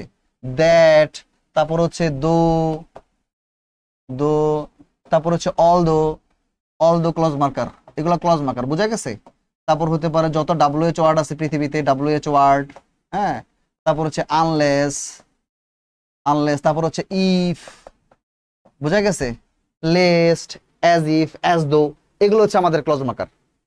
এখন যে সাবঅর্ডিনেট যে ক্লজটা আছে, এই ক্লজটাতে এরকম এই ক্লজ মার্কারগুলো যেগুলো লিখলাম এগুলো থাকবে, দ্যাট থাকবে বা এগুলো থাকবে। এগুলো থাকার পর যে ক্লজটা আসবে, এই ক্লজটাকে বলবো আমরা হচ্ছে সাবঅর্ডিনেট ক্লজ। বুঝতে পারতেছো? এই যে এগুলো থাকার পর যেগুলো থাকবে, এই যে দ্যাটের জায়গায় এগুলো থাকবে বা অন্য যে কোনো কিছু থাকবে, এইগুলোই থাকবে নরমালি। তারপরে যে ক্লজটা আসবে, এই ক্লজটাকে বলবো আমরা সাবঅর্ডিনেট ক্লজ। আর অপর যে ক্লজটা আছে, এই ক্লজটাকে বলবো আমরা কি বলতো? এই ক্লজটাকে আমরা বলবো মেইন ক্লজ বা ইন্ডিপেন্ডেন্ট ক্লজ বা প্রিন্সিপাল ক্লজ। আচ্ছা, ফাইন। এখন আমাদের এই রুলসে কি বলতেছে? এটা রুলসে বলতেছে, এবার রুলসে কি বলতেছে আসো। বলতেছে এই যে মেইন ক্লজটা, এটা আমাদের মেইন ক্লজ না? এই মেইন ক্লজের যে ভার্ব আছে, ভার্ব, এই যে সেইজ যে ভার্বটা আছে, খুব ভালো করে খেয়াল রাখো এই জায়গাটা। হ্যাঁ, এই যে সেইজ ভার্বটা আছে মেইন ক্লজের যে ভার্বটা আছে, এই ভার্বটা যদি প্রেজেন্টে হয়, ভালো করে বুঝো, মেইন ক্লজের যে ভার্বটা আছে, এই যে মেইন ক্লজ, এই মেইন ক্লজের যে ভার্বটা আছে, এই ভার্বটা যদি প্রেজেন্টে হয়, এই টেন্সটা যদি প্রেজেন্ট টেন্সে হয় বা প্রেজেন্টে হয়, তখন সাবঅর্ডিনেট ক্লজের যে ভার্বগুলো আছে, এই ভার্বগুলো কেমন হবে? এই সাবঅর্ডিনেট ক্লজের যে ভার্বগুলা কিভাবে হইতে পারে? ভার্বগুলা দেখো, এই যে বুঝতে পারতেছো, এই যে মেইন ক্লজ, এই যে এখানে চিত্রটা দেখো, যে মেইন ক্লজের ভার্বটা যদি প্রেজেন্ট টেন্সে হয়, দেখতে পাচ্ছ এখানে খুব সুন্দর করে, যে মেইন ক্লজের ভার্বটা যদি কি স্যার প্রেজেন্ট টেন্সে হয়, মেইন ক্লজের ভার্ব যদি প্রেজেন্ট টেন্সে হয়, তখন সাবঅর্ডিনেট ক্লজের যে ভার্বগুলা, এই ভার্বগুলা হইতে পারে প্রেজেন্ট ইনডিফিনিট, প্রেজেন্ট ইনডিফিনিট মানে কি V1, এই সবগুলো সাবঅর্ডিনেট ক্লজ। অথবা সেটা হতে পারে প্রেজেন্ট কন্টিনিউয়াস। প্রেজেন্ট কন্টিনিউয়াস মানে কি এম অথবা ইজ অথবা আর প্লাস ভার্বের সঙ্গে আইএনজি। অথবা হইতে পারে sir present perfect. Present perfect মানে কি হ্যাভেস প্লাস V3, হ্যাভ বা হ্যাজ প্লাস V3। অথবা হইতে পারে sir past tense. Past tense বলতে any tense, any kind of past tense. Any kind of past tense মানে পাস্ট ইনডিফিনিট হইতে পারে, পাস্ট কন্টিনিউয়াস হইতে পারে, পাস্ট পারফেক্ট হইতে পারে। এনি কাইন্ড অফ পাস্ট মানে কি বলতো, এটা হতে পারে পাস্ট ইনডিফিনিট। পাস্ট ইনডিফিনিট মানে হতে পারে সেটা V2। অথবা হইতে পারে sir past perfect, past continuous. কি হতে পারে sir past continuous. Past continuous মানে কি ওয়াজ বা ওয়ার প্লাস ভার্বের সঙ্গে আইএনজি, ওয়াজ বা ওয়ার প্লাস ভার্বের সঙ্গে আইএনজি। অথবা হইতে পারে sir past perfect, past perfect, past perfect. Past perfect মানে কি sir had plus V3, had plus V3। কথা কি বুঝতে পারতেছো? অর্থাৎ প্রেজেন্ট মানে মেইন ক্লজটা যদি প্রেজেন্ট টেন্সে হয়, এই সাবঅর্ডিনেট ক্লজটা প্রেজেন্ট ইনডিফিনিট হতে পারে, প্রেজেন্ট কন্টিনিউয়াস হতে পারে, প্রেজেন্ট পারফেক্ট হতে পারে, অথবা পাস্ট টেন্স হতে পারে। Past tense any kind of past tense, এটা হতে পারে past indefinite, past continuous, past perfect. অথবা হইতে পারে স্যার উইল অথবা ক্যান অথবা মে প্লাস V1। এই যে কোনো ফরম্যাটে ভার্বটা হইতে পারে, এদের মধ্যে হবে, এর বাইরে হবে না। বুঝতে পারতেছো? ক্লিয়ার? এখন দেখে আমি যে সেন্টেন্সটা লিখছিলাম এটা কোন প্রকারে পরে দেখো তো। আমি যে সেন্টেন্স লিখছিলাম যে করিম সেজ দ্যাট, করিম বলে যে হি will stand first, say first হবে। এই যে মেইন ক্লজের ভার্বটা প্রেজেন্টে আছে। মেইন ক্লজের ভার্ব কিসে আছে বলো তো? প্রেজেন্টে আছে। তাহলে সাবঅর্ডিনেট ক্লজের ভার্বটা কি দিছি? উইল স্ট্যান্ড দিছে। জি উইল স্ট্যান্ড দিছি, উইল প্লাস V1। দেখি তো উইল প্লাস V1 হয় কিনা। এই দেখো জি উইল প্লাস V1, এই যে এইখানে মিলে গেছে। কথা কি বুঝতে পারছো? ফাইন। এই টপিকটার নাম হচ্ছে স্যার, এটাকে বলা হয়, এই টপিকটা বলা হয় ইংরেজিতে বলা হয়, গ্রামারে বলা হয় sequence of tense. Sequence of tense, টেন্সের সিকোয়েন্স। বোঝা গেছে? Sequence of tense. আচ্ছা ফাইন, বুঝলাম। এবার পরবর্তী রুলসে আসি। আমরা কিছু এক্সাম্পল প্র্যাকটিস করবো। কি বলছে দেখো, আমরা কিছু এবার এক্সাম্পল প্র্যাকটিস করবো। কি বলছে দেখো তো। আই নো দ্যাট, আমি জানি যে ইমরান বি দিছে তারপর আল্লাহ। আচ্ছা এই যে আই নো, এটা হচ্ছে আমাদের মেইন ক্লজ। এটা আমাদের কি কি ক্লজ স্যার? Main clause. এটা আমাদের মেইন ক্লজ। আর দ্যাট থেকে শুরু করে বাকি যেটা আছে এটা হচ্ছে আমাদের কি clause sir? Subordinate clause. Subordinate clause. এটা আমাদের কি ক্লজ স্যার? এটা আমাদের সাবঅর্ডিনেট ক্লজ। এটা আমাদের সাবঅর্ডিনেট ক্লজ। বুঝলাম। এখন আমরা দেখব যে মেইন ক্লজের যে ভার্ব, এই যে নো যে ভার্বটা আছে, এই ভার্বটা কিসে স্যার? প্রেজেন্টে আছে, রাইট? PRES। আচ্ছা কিসে আছে স্যার? প্রেজেন্টে আছে, প্রেজেন্ট। তাহলে দেখো মেইন ক্লজের ভার্বটা কিসে আছে স্যার? প্রেজেন্টে আছে। তার মানে এবার সাবঅর্ডিনেট ক্লজের ভার্বগুলো কিভাবে হবে স্যার? এই যে অনেকভাবে হতে পারে, রাইট? অনেকভাবে হতে ফাইন, অনেকভাবে হতে পারে। এইগুলার যে কোনো একটা ভাবে হতে পারে, মিনিং অনুযায়ী আর কি যেটা হয়। চলো আমরা একটা মিনিং অনুযায়ী করি। আই নো দ্যাট, আমি জানি যে ইমরান ড্যাশ এ লায়ার। আমরা বলতে পারি না আমি জানি যে ইমরানও একজন মিথ্যাবাদী। তার মানে এটা বি হয়ে যেতে পারে is. Imran is a liar. তার মানে বুঝতে পারতো প্রেজেন্ট ইনডিফিনিট টেন্সে হয়েছে। আবার দেখা এখানে সেকেন্ড নাম্বার সেন্টেন্স দেখো, এখানে কি বলছে? Do you know that. এই যে ডু ইউ নো, এটা তো আমাদের কি? এটা হচ্ছে আমাদের মেইন ক্লজ। তো মেইন ক্লজের ভার্বটা যে ডু প্লাস V1, এটা তো প্রেজেন্ট টেন্সে আছে। ডু প্লাস V1 কিন্তু আমাদের প্রেজেন্ট টেন্স। মেইন ক্লজের ভার্বটা প্রেজেন্ট টেন্সে আছে। তার মানে সাবঅর্ডিনেট ক্লজের ভার্বটা কি হবে sir? Do you know who shout outside. তো আমরা এটা কিভাবে বলতে পারি স্যার? আমি এভাবে বলতে পারি, অনেকভাবে বলা যায়, যেভাবে অপশন দিছি আমি। মানে এই যে এখানে যতভাবে অপশন দেওয়া আছে সবগুলো দিয়ে যদি ট্রাই করি, দেখি কোনটা কোনটা মিলে। মিনিংফুল হইতে হবে, বুঝছো? ডু ইউ নো দ্যাট, তুমি জানো কি? হু, আমি বলতে পারি who is shouting, present continuous দিলাম। হু ইজ শাউটিং আউটসাইড, কে বাইরে চিল্লাচিল্লি করতেছে? তুমি জানো কি? ডু ইউ নো, তুমি কি জানো? হু ইজ শাউটিং আউটসাইড, কে বাইরে চিল্লাচিল্লি করতেছে? আবার বলতে পারি হু শাউটেড, তুমি কি জানো? হু শাউটেড আউটসাইড, কে বাইরে চিল্লাচিল্লি করেছিল? এভাবে হয়, সমস্যা নাই। হ্যাঁ, যেভাবে মিলে আর কি। পরেরটা দেখো কি বলছে। মিনা সেজ দ্যাট, মিনা বলে যে, এই যে আমাদের মেইন ক্লজ, মেইন ক্লজের যে ভার্বটা আছে, এই যে মেইন ক্লজ, মিনা সেজ হচ্ছে মেইন ক্লজ। মেইন ক্লজের যে ভার্বটা আছে এটা স্যার কিসে আছে স্যার? প্রেজেন্টে আছে। মেন ক্লজের ভার্ব প্রেজেন্ট হবে। তার মানে সাবঅর্ডিনেট যে ক্লজটা আছে, এই সাবঅর্ডিনেট ক্লজের ভার্বটা কি হতে পারে স্যার? তো দেখি মিনিং কোনটা মিলে। মিনা সেজ দ্যাট, মিনা বলে যে she break the glass, Meena বলে যে শি, আমরা দিতে পারি she has broken the glass, সেই গ্লাসটা ভেঙেছে, হ্যাজ ব্রোকেন দিতে পারি।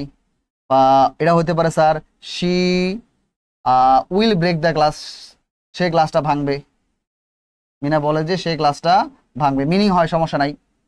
আবার মিনা বলে যে শি ব্রোক দ্য গ্লাস, সে গ্লাসটা ভেঙেছিল, শি ব্রোক দ্য গ্লাস, এটা হবে, সমস্যা নাই। যেটা মিলি মানে তিনটেই হয়, যে কোনো একটা দিলে হবে, সমস্যা নাই। বুঝতে পারতেছো? ফাইন, আশা করি ডান। এবার আসো রুল 36(7), 36 এর মতোই। রুল 36-এ কি ছিল? রুল 36-এ ছিল সাবঅর্ডিনেট, এটা সরি মেন প্রিন্সিপাল, হ্যাঁ, মেন ক্লজের ভার্বটা যদি হয় প্রেজেন্ট টেন্সে, V1 এ হয় বা প্রেজেন্ট টেন্সে হয়, তখন সাবঅর্ডিনেট যে ক্লজগুলো আছে এই ক্লজগুলোর ভার্ব যে কোনো, এই এখানে যে কটা টেন্স দিয়েছে আমি, যে কোনো টেন্সে নিয়ম অনুযায়ী হতে পারে, মিনিং অনুযায়ী হয়, অর্থ অনুযায়ী। আর রুল 37-এ বলতেছে সেম স্ট্রাকচার, শুধু ভার্বগুলো চেঞ্জ হবে। রুল 37 কি বলতেছে দেখো, রুল 37 বলতেছে মেন ক্লজের ভার্ব যদি পাস্টে হয়, এর আগে ছিল মেন ক্লজের ভার্ব যদি প্রেজেন্টে, এবার এখানে বলতেছে মেন ক্লজের ভার্ব যদি পাস্ট টেন্সে হয়, তখন সাবঅর্ডিনেট ক্লজের ভার্ব কি হতে পারে স্যার? পাস্ট ইনডিফিনিট হতে পারে। পাস্ট ইনডিফিনিট টেন্স মানে হচ্ছে V2, অথবা পাস্ট কন্টিনিউয়াস হতে পারে। পাস্ট কন্টিনিউয়াস মানে কি স্যার? ওয়াজ বা ওয়ার প্লাস ভার্বের সঙ্গে আইএনজি, ওয়াজ বা ওয়ার প্লাস ভার্বের সঙ্গে আইএনজি। অথবা হতে পারে past perfect tense. Past perfect tense মানে কি sir? Had plus V3, had plus V3।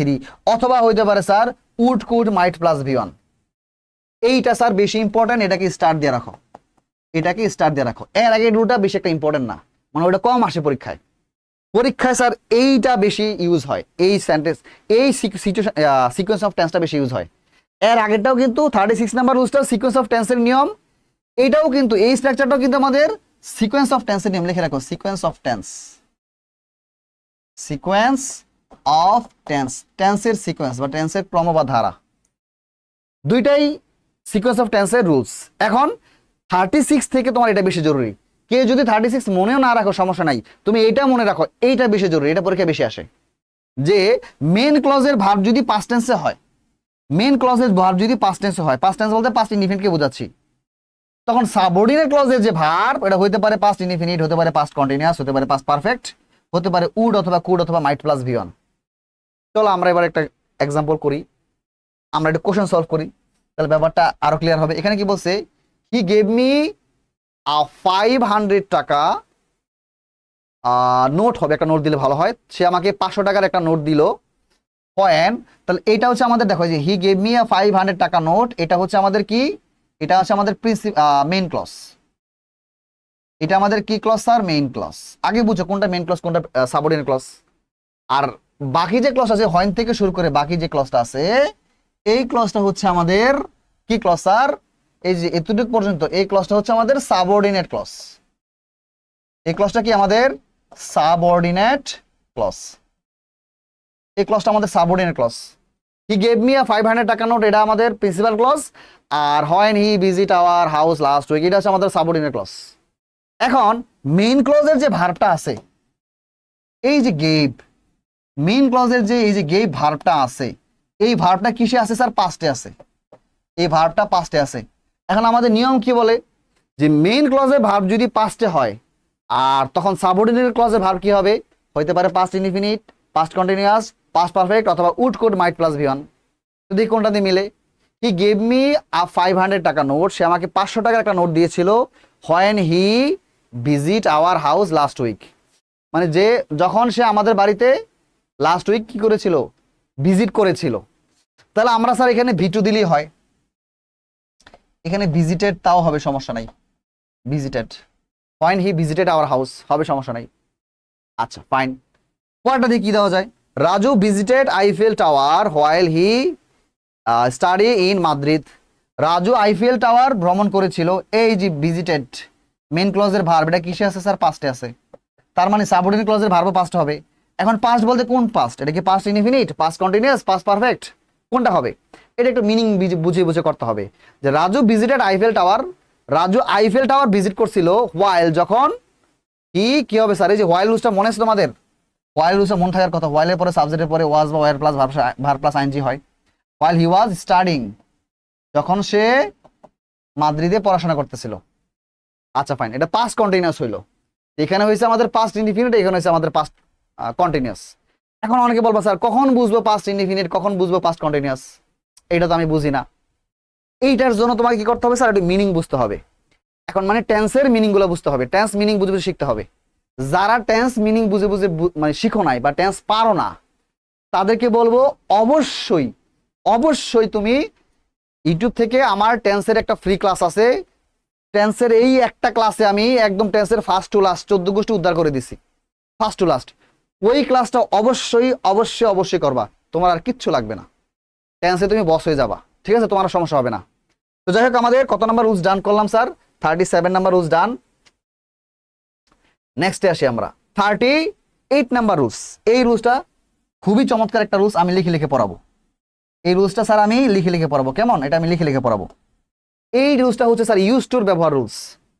Use to, কিভাবে একটা সেন্টেন্সে ইউজ টু দিয়ে সেন্টেন্স বানাইতে হয়, ইংরেজিতে কিভাবে ইউজ টু দিয়ে সেন্টেন্স বানাইতে হয়, ইউজ টু রুলস।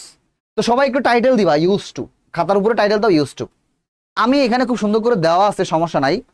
তো আমি ব্যাপারটা একটু লিখে লিখে পড়াতে চাচ্ছি, ঠিক আছে? আমি একটু এইটা লিখে লিখে পড়াবো। তো সবাই একটু খাতার মধ্যে টাইটেল দাও, আমি টাইটেল দিয়ে দিচ্ছি।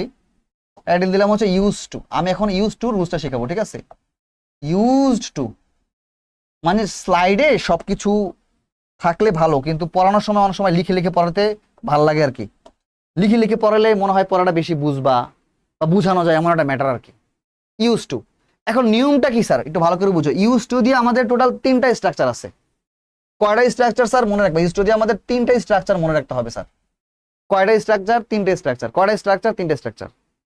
প্রথম মনে রাখবা, প্রথম যে ব্যাপারটা, সাবজেক্ট, সাবজেক্টের ঠিক পরেই যদি ইউজ টু আসে, আমি আবার বলি, সেন্টেন্সের প্রথমে কি থাকে? সাবজেক্ট থাকে। সাবজেক্ট বসাইলা, পাইলা।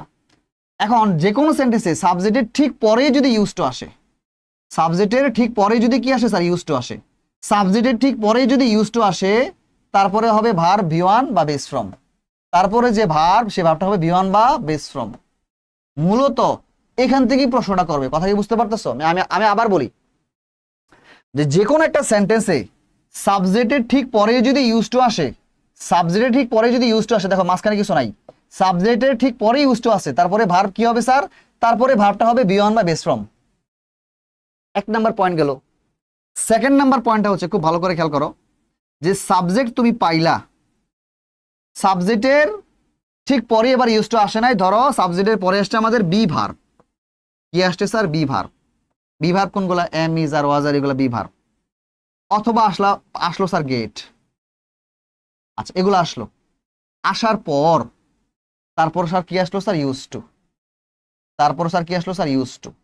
আচ্ছা ফাইন, তারপর কি আসলো স্যার? ইউজ টু আসলো। এরপরে ভার্ব কি হবে? খুব ভালো করে বুঝো, এখানে কিন্তু কনফিউজিং অনেক ম্যাটার আছে। যে এর আগে কি ছিল স্যার? সাবজেক্টের পর ইস্যু থাকলে ভার্বের বেস ফর্ম, এটা নিয়ে আর কোনো কনফিউশন নাই, ডান। এখন সাবজেক্টের পরে যদি বি ভার্ব বা গেট আসে, বুঝছো? তারপরে যদি ইউজ টু আসে, তারপরে ভার্ব কি হবে? ভার্ব কি হইতে পারে স্যার? বলতেছি আমি। এই সেম স্ট্রাকচারটা আমাদের আবার লেখা লাগবে। সাবজেক্টের পরে যদি কি থাকে স্যার? বি ভার্ব অথবা গেট থাকে। বি ভার্ব অথবা কি থাকে স্যার? গেট থাকে। তারপরে যদি আমাদের ইউজ টু আসে, তারপরে যদি আমাদের কি আসে স্যার? ইউজ টু আসে। তারপরে ভার্ব কি হবে? দেখো আমি কিন্তু সেকেন্ড নাম্বার এবং থার্ড নাম্বার স্ট্রাকচার কিন্তু সেম। এখানে সাবজেক্ট, এখানে সাবজেক্ট, এখানে বি ভার্ব বা গেট, এখানে বি ভার্ব বা গেট, এখানে ইউজ টু, এখানে ইউজ টু। কিন্তু এখানে একটু পার্থক্য আছে, পার্থক্যটা আমি পরে বলতেছি। যে সাবজেক্টের পরে বি ভার্ব বা গেট থাকলে, তারপর ইউজ টু থাকলে, তারপরে যে ভার্ব, এই ভার্বটা হয়তো আইএনজি হবে অথবা এই ভার্বটা ভিতরি হবে। আমার কথা কি বুঝতে পারছো? যে সাবজেক্টের পরে বি ভার্ব বা গেট থাকলে, বি ভার্ব মানে কি? এম, ইজ আর ওয়াজ আর, বা গেট থাকলে, তারপরে বা গেটের যে কোনো পাসওয়ার্ড থাকতে পারে, যে কোনো ফর্ম হইতে পারে, তারপরে ইউজ টু আসলে সেম স্ট্রাকচার, তারপরে যে ভার্ব হয়তো আইএনজি হবে অথবা ভিতরি হবে। এখন তোমার মনে প্রশ্ন হতে পারে স্যার কখন আইএনজি হবে আর কখন ভিতরি হবে? কারণ স্ট্রাকচার তো আমাদের সেম, এইটা সেম স্ট্রাকচার। কখন আইএনজি হবে আর কখন ভিতরি হবে? এইটার পাশে লেখো অ্যাক্টিভ আর নিচেটার পাশে লেখো প্যাসিভ। এবার মনে হয় ব্যাপারটা ক্লিয়ার, যে সেন্টেন্সটা যদি অ্যাক্টিভ হয় তখন আইএনজি হবে, আর সেন্টেন্সটা যদি প্যাসিভে হয় তখন কি হবে? ভিতরি হবে। অ্যাক্টিভ মানে কি মনে আছে? সাবজেক্ট যখন এই কাজটা করবে, যে সাবজেক্ট এই কাজটা করে কি করে না, সাবজেক্ট যখন এই কাজটা করবে তার মানে এটা অ্যাক্টিভ। সেন্টেন্সটা অ্যাক্টিভ হইলেই ভার্বের সঙ্গে আইএনজি যুক্ত হয়। আর সেন্টেন্সটা যখন প্যাসিভ হবে তখন কি হবে স্যার? ভিতরি হবে। আমরা জানি প্যাসিভই সবসময় ভিতরি হয়, অর্থাৎ সাবজেক্ট যখন এই কাজটা করবে না তখনই তো এটা প্যাসিভ, মনে আছে না? সাবজেক্ট যখন এই কাজটা করবে না তার মানে প্যাসিভ, আর প্যাসিভ হলে ভিতরি হয়। বুঝলাম, তার মানে অ্যাক্টিভ হলে আইএনজি দিব, প্যাসিভ হলে ভিতরি দিব। অ্যাক্টিভ প্যাসিভ কেমনে চিনবো? সাবজেক্ট এই কাজটা করলে অ্যাক্টিভ, সাবজেক্ট এই কাজটা না করলে প্যাসিভ। আচ্ছা ফাইন, চলো এবার আমি এখানে এক্সাম্পল দেওয়া আছে কিনা, আচ্ছা আমি একটু লিখে লিখে এক্সাম্পল দিই। এটা আমি লিখেই পড়াবো। ধর একটা আমি এক্সাম্পল দিই, সহজ এক্সাম্পল। হি ইউজ টু, একে দিলাম প্লে, সহজ এক্সাম্পল দিয়ে বুঝাবো, সমস্যা নেই। Play football, he use to play football, fine. এই একটা সেন্টেন্স। আরেকটা দিব, he was use to play football, fine. Play football, fine. আরেকটা এক্সাম্পল দেখবো, হি দিব না, হ্যাঁ, iron is use to make buildings, fine. আচ্ছা, এই নিচে যে তিনটা আমি সেন্টেন্স লিখলাম, হ্যাঁ, এই তিনটা সেন্টেন্স ফোকাস করো। প্রথমে আমি কি লিখলাম স্যার? হি ইউজ টু, ব্র্যাকেটে আমি লিখলাম প্লে ফুটবল। তো প্লে ভার্বের কি ফর্ম হবে? দেখো, এই যে প্রথম যেই এক্সাম্পলটা, এটা কিন্তু আমাদের ফার্স্ট স্ট্রাকচার নিয়ম অনুযায়ী হয়েছে। ফার্স্ট স্ট্রাকচার কি বলতেছে? সাবজেক্টের পরে ইউজ টু থাকলে ভার্বের ভি ওয়ান বা বেস ফর্ম হয়। এই যে সাবজেক্টের পরে ইউজ টু আছে, ভার্বের ভি ওয়ান বা বেস ফর্ম, কোনো কথা নাই। তাহলে অ্যান্সার কি হবে? প্লেই হবে। বেস ফর্ম মানে কি? যার সঙ্গে অ্যাজ বাইজ যুক্ত হয় না। প্রেজেন্ট ফর্ম কিন্তু যার সঙ্গে অ্যাজ বাইজ যুক্ত হয় না, সুতরাং হি ইউজ টু প্লে ফুটবল, মানে সে ফুটবল খেলতো আর কি। আচ্ছা, পরেরটা দেখো। এবার সাবজেক্টের পরে যদি বি ভার্ব থাকে, যে ওয়াজ হচ্ছে আমাদের বি ভার্ব, তাই না? ওয়াজটা কি আমাদের বি ভার্ব। সাবজেক্টের পরে যদি বি ভার্ব থাকে, তারপরে যদি ইউজ টু থাকে, তারপর ভার্ব কি হয়? আইএনজি হয় অথবা ভিতরি হয়। এখন আমরা দেখবো সেন্টেন্সটা অ্যাক্টিভ না প্যাসিভ। অ্যাক্টিভ হলে আইএনজি দিব, প্যাসিভ হলে ভিতরি দেখবো। অ্যাক্টিভ মানে কি? সাবজেক্ট এই কাজটা করে না। হি কি খেলে কি খেলে না? এই যে প্লে হচ্ছে আমাদের ভার্ব, সাবজেক্ট কি আমাদের হি। এখন এই যে হি, সে কি খেলে কি খেলে না? সে খেলে। সাবজেক্ট এই কাজটা করে কি করে না? সাবজেক্ট এই কাজটা করে। সাবজেক্ট যেহেতু এই কাজটা করে, তার মানে এটা কি স্যার? অ্যাক্টিভ। অ্যাক্টিভ হলে কি হবে স্যার? ভার্বের সঙ্গে আইএনজি। তাহলে অ্যান্সার হবে কি? Playing. He was use two playing football, say football খেলতে অভ্যস্ত ছিল। আচ্ছা, এবার পরের সেন্টেন্সটা দেখো। এখানে আয়রন হচ্ছে সাবজেক্ট, ইউজ হচ্ছে আমাদের বি ভার্ব, আর ইউজ টু আছে। তারপর এখানে ওয়াক মেক দেওয়া আছে, তাহলে মেকিং হবে না মেড হবে। তা আমরা দেখবো সাবজেক্ট এই কাজটা করে কি করে না। সাবজেক্ট হচ্ছে আয়রন। এখন আয়রন কি বিল্ডিং তৈরি করে? Iron is use to make buildings. আচ্ছা দেখো, আয়রন কি বিল্ডিং তৈরি করে? আয়রন কি তৈরি করতে পারে কোনো কিছু? এই যে আয়রন কি কোনো কিছু তৈরি করতে পারে? পারে না। তার মানে সাবজেক্ট কি এই কাজটা করে? সাবজেক্ট এই কাজটা করে না। যেহেতু সাবজেক্ট এই কাজটা করে না, তার মানে কিসে আছে স্যার? প্যাসিভে আছে। আর প্যাসিভে হলে কি হবে স্যার? ওহো, সরি, এখানে একটু তোমাদের মিস্টেক হয়েছে, আমি একটু ইয়া করে দেই। এখানে ভি3 হবে না, এখানে হবে স্যার ভি0, ভি0 বা বেস ফর্ম। ঠিক আছে, ভি0 বা বেস ফর্ম, ভি0 বা বেস ফর্ম হয়। কথা বোঝা গেছে? ভি0 বা বেস ফর্ম একটু কারেক্ট করে নাও, সমস্যা নেই, একটু কারেক্ট করে নাও। ঠিক আছে, তাহলে কি হবে sir? He use two, iron is use two, তাহলে এখানে ভি0 বা মেক, তাহলে মেকই হবে। ঠিক আছে, iron is use to make buildings. Clear? বুঝতে পারছো? আচ্ছা ফাইন। তার মানে আবার আমি একটু দেখাই দিই, যে সাবজেক্টের পরে ইউজ টু থাকলে তারপর ভার্ব কি হবে? ভি1 বা বেস ফর্ম হবে। সাবজেক্টের পরে যদি বি ভার্ব বা গেট থাকে, তারপরে যদি ইউজ টু থাকে, তারপরে ভার্ব কি হতে পারে? আইএনজি অথবা ভি0 হতে পারে। এখন কখন আইএনজি আর কখন ভি0 হবে? সহজ কথা, যদি অ্যাক্টিভে থাকে তখন ভার্বটা আইএনজি হবে, আর যখন প্যাসিভে থাকে তখন সেটা ভি0 হবে। অ্যাক্টিভ প্যাসিভ কেমনে চিনবা? সাবজেক্ট কাজটা করলে অ্যাক্টিভ, না করলে প্যাসিভ। এই কারণে এটা হয়েছে প্লে, এটা প্লেইং, আর এটা হয়েছে মেক। ক্লিয়ার? ফাইন। একটু মিস্টেক হয়েছে, একটু খেয়াল করো, ঠিক আছে? আচ্ছা ফাইন, এইবার আসো, আশা করি বুঝতে পারছো। ও এগুলো আর কি এক্সাম্পল দেওয়া আছে, রাইট, এগুলো এক্সাম্পল দেওয়া নাই, ফাইন। আমাদের 30 কত নাম্বার রুলস ডান, 8 নাম্বার রুলস ডান। এবার আসো 39 number rules. Fine, 39 number rules দেখো, খুব ভালো করে মনে রাখবো। আচ্ছা দেখি কতক্ষণ হয়ে গেছে, একটু ব্রেক নেই, হ্যাঁ? 1 ঘন্টা 15 মিনিট ডান। ফাইন, আজকের ক্লাসটা কতক্ষণ যাবে আল্লাহ জানে, আজকে মনে হয় 2 ঘন্টা চলে যাবে। আচ্ছা দেখো, সমস্যা নাই। রুল নাম্বার 39, এটা হচ্ছে আমাদের প্যারালালিজম। এই টপিকটার নাম হচ্ছে প্যারালালিজম। অনেকে প্যারালালিজম শুনে একটু পাগল হয়ে যাবা, সমস্যা নাই, আমি বুঝাই দিচ্ছি। প্যারালালিজম ওয়াটার মানে হচ্ছে সমান্তরাল। প্যারালালিজম মানে কি বলতো? সমান্তরাল। তো সমান্তরাল মানে কি? সবকিছু সমানে সমানে চলে, সবকিছু সমানে সমানে চলবে। ও স্যার, ইংরেজি গ্রামারে এই যে সমান্তরাল, কেমন একটা ম্যাথমেটিক্স নিয়ে আসতেছেন। হ্যাঁ, অনেকটা ম্যাথমেটিক্সের মতোই। ইংরেজি গ্রামারে প্যারালালিজম মানে কি? ইংরেজি গ্রামারে প্যারালালিজম মানে হচ্ছে, এই প্যারালালিজম মানে কি? সমান্তরাল মানে কি? সমান্তরাল মানে হচ্ছে যে একটি ভার্ব যেই ফর্মে হবে, অন্য ভার্বটিও ঠিক একই ফর্মে হবে। লেখো, এই প্যারালালিজমের মানে হচ্ছে একটি ভার্ব যেই ফর্মে হবে, একটি ভার্ব যেই ফর্মে হবে, অপর ভার্বটিও একই ফর্মে হবে। কথা বোঝা গেছে? অপর ভার্বটিও একই ফর্মে হবে, একই ফর্মে হবে। কথা মনে থাকবে সবার? আশা করি মনে থাকবে। আমি আবার বলতেছি, ইংরেজি গ্রামারে নিয়ম অনুযায়ী যখন সেটা প্যারালালিজমের ব্যাপার আসবে, কখন প্যারালালিজম হয় এটা পরে আসতেছি। প্যারালালিজমের মেন কথা হচ্ছে একটা ভার্বের যেই ফর্ম হবে, অপর ভার্বেরও ঠিক একই ফর্ম হবে। এর মানে কি? এর মানে হচ্ছে, ধরো একটা ভার্ব যদি হয় 2 প্লাস V1 বা বেস ফর্ম অফ ভার্ব, আরেকটা ভার্বও 2 প্লাস বা V1 বা বেস ফর্ম অফ ভার্ব হবে, বেস ফর্ম অফ ভার্ব হবে। একটা ভার্ব যদি হয় আইএনজি, আরেকটা ভার্বও কি হবে স্যার? আইএনজি। একটা ভার্ব যদি হয় V3, আরেকটা ভার্ব হবে V3। এটাকেই বলা হয় প্যারালালিজম, সমান্তরাল। মানে সমানে সমানে চলবে, এটা যেমন থাকবে এটা এমনই থাকবে, এটা যেমন থাকবে এটা এমনও থাকবে। এই যে ভার্বগুলো সমানে সমানে চলতেছে না, ভার্বের ফর্ম সমান সমান থাকতেছে না, এটাকে ইংরেজিতে বলা হয় কি স্যার? প্যারালালিজম। ইংরেজি থেকে এটাকে কি বলা হয় বলতো? গ্রামারে প্যারালালিজম।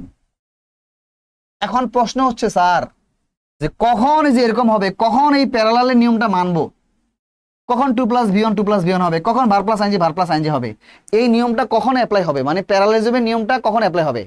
প্যারালালিজম তো ব্যাপারটা বুঝলাম আমি, একটা ভার্বটিও 2 প্লাস V1 হলে আরেকটা 2 প্লাস V1, একটা ভার প্লাস আইএনজি হলে আরেকটা ভার প্লাস আইএনজি, একটা ভার্ব V3 হলে আরেকটা V3, একটা ভার্ব যদি V1 হয় আরেকটা ভার্ব V1 হবে।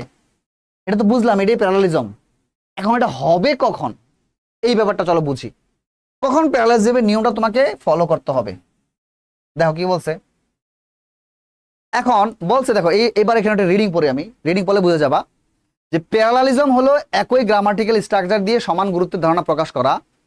কোঅর্ডিনেটিং কনজাংশন, এটা খুব মনে রাখো, যে এই জায়গাটা মনে রাখো, কোঅর্ডিনেটিং কনজাংশন। কি conjunction sir? Coordinating conjunction. Coordinating conjunction বলতে কি বোঝাচ্ছে? নরমালি অ্যান্ড অর বাট, এগুলোকে বোঝাচ্ছে। অ্যান্ড অর বাট এবং কোরিলেটিভ কনজাংশন। কি conjunction sir? Correlative conjunction. Correlative conjunction কোনগুলা? কোরিলেটিভ কনজাংশন কোনগুলা? এই যে বোথ অ্যান্ড, এই বোথ অ্যান্ড হচ্ছে correlative conjunction. Either or, neither nor, not only but also, weather or, এগুলো হচ্ছে কোরিলেটিভ কনজাংশন। এখন এই কোরিলেটিভ কনজাংশন দ্বারা যখন দুইটা ভার্ব বা ভার্বগুলা কানেক্ট থাকবে, অনেকগুলো ভার্ব কানেক্ট থাকবে। আবার বলি, এই কোরিলেটিভ, হ্যাঁ, কোঅর্ডিনেটিং কনজাংশন কোনগুলা? And or but, and or but দ্বারা, অথবা কোরিলেটিভ কনজাংশন কোনগুলা? কোরিলেটিভ কনজাংশন এই যে both and, either or, neither nor, not only but also, weather or. এই কোরিলেটিভ কনজাংশনগুলো দ্বারা যদি ভার্বগুলা কানেক্ট থাকে, যুক্ত থাকে, যেই ভার্বগুলা যুক্ত থাকবে, যেই ভার্বগুলা যুক্ত থাকবে, ওই ভার্বগুলা প্যারালালিজমের নিয়ম অনুযায়ী হবে। আমি আবার বলতেছি, যদি ইংরেজি গ্রামার নিয়ম অনুযায়ী যদি ভার্বগুলা কোঅর্ডিনেটিং কনজাংশন দ্বারা কানেক্ট থাকে, কোঅর্ডিনেটিং কনজাংশন কোনগুলো? এন্ড অর বাট, মানে ভার্বগুলো যদি এন্ড অর বাট দ্বারা কানেক্ট থাকে, এন্ড অর বাট দ্বারা কানেক্ট থাকে, অথবা কোরিলেটিভ কনজাংশন কোনগুলা? Either or, neither nor, not only but also, not but, whether or, both and, এগুলো দ্বারা কানেক্ট থাকে, তখন ওই ভার্বগুলা প্যারালালিজমের নিয়ম অনুযায়ী হবে। একটা ভার্বের যে ফর্ম হবে আরেকটা ভার্বের ঠিক একই নিয়ম হবে। একটু প্র্যাকটিক্যাল এক্সাম্পল দেই। তবে এইখানে সবচেয়ে বেশি ইম্পর্টেন্ট যে নিয়মটা সেটা হচ্ছে সেটা হচ্ছে অ্যান্ড। এই অ্যান্ডটা হচ্ছে সবচেয়ে বেশি ইম্পর্টেন্ট, এটা মনে রাখবা যে অ্যান্ডের আগে ভার্বের, অ্যান্ডের ঠিক আগে ভার্বের যে ফর্ম হয়, অ্যান্ডের ঠিক পরে ভার্বের একই ফর্ম হয়। অ্যান্ডটা বেশি ইম্পর্টেন্ট। চলো আমরা একটু এক্সাম্পলগুলো দেখি। এই যে আমি এটা পরে আসতেছি, আগে 2 নাম্বার এক্সাম্পল দেখো। বলতেছে শি এনজয়স টিচিং অ্যান্ড, এই যে মাঝখানে আমি অ্যান্ড পাইলাম, অ্যান্ডের পূর্বে যে ভার্ব আছে, এই ভার্বের সঙ্গে আইএনজি আছে না বলতো? অ্যান্ডের ঠিক পূর্বে যে ভার্ব আছে, অ্যান্ডের ঠিক পূর্বে যে ভার্ব আছে, এই ভার্বের সঙ্গে আইএনজি আছে না? তাহলে অ্যান্ডের ঠিক পরে যে ভার্ব আসবে, এই ভার্বের সঙ্গে কি হবে স্যার? আইএনজি হবে। অ্যান্ডের ঠিক পরে যে ভার্বের সঙ্গে আইএনজি আছে, তার মানে অ্যান্ডের ঠিকের পরে যে ভার্বটা আসবে এটাও আইএনজি হবে, তাহলে অ্যান্সার হবে রাইটিং। এইটাই আমাদের প্যারালালিজম। কথা কি বুঝতে পারতেছো? একটা ভার্বের যেই ফর্ম আরেকটা ভার্বের ঠিক একই ফর্ম।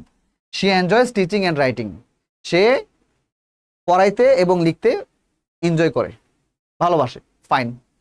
এবার আসো উপরে দেখো, হিজ ডিউটিস আর, তার ডিউটিস গুলা হলো টু আনসার দ্য টেলিফোন। তাহলে প্রথমে এখানে কি পাইলাম? টেলিফোনের আনসার করা, টু আনসার দ্য টেলিফোন। তারপর এখানে কমা দেওয়া আছে, তারপর এখানে আমাদের গ্যাপ দেওয়া আছে, টাইপ লেটার্স, তারপর আবার এখানে এন্ড আছে। তাহলে দেখো যে এন্ডের আগে প্রথম যে ভার্ব আছে এটা কি আছে? 2+V1। তার মানে এন্ডের পরে যে ভার্ব আসবে এটাও 2+V1 হবে, তাহলে অ্যান্সার হবে টু ডু। এবং মাঝখানে যে আরেকটা ভার্ব আছে এটাও 2+V1 হবে, এটা অ্যান্সার হবে কি? To type. কি হবে স্যার? Two type. বুঝতে পারতেছো? তাহলে অ্যান্সার কি দাঁড়াচ্ছে? হিজ ডিউটিস আর, তার দায়িত্বগুলো হলো টু আনসার দ্য টেলিফোন, টেলিফোনের আনসার করা, to type letters, letter type করবা, লেটার টাইপ করা, and to do the book keeping, এবং বইয়ের হিসাব রাখা। বুঝতেছো? বইগুলো গুছিয়ে রাখা। ওকে ফাইন, আশা করি বুঝতে পারতেছো। তাহলে আমাদের কত নাম্বার রুলস ডান?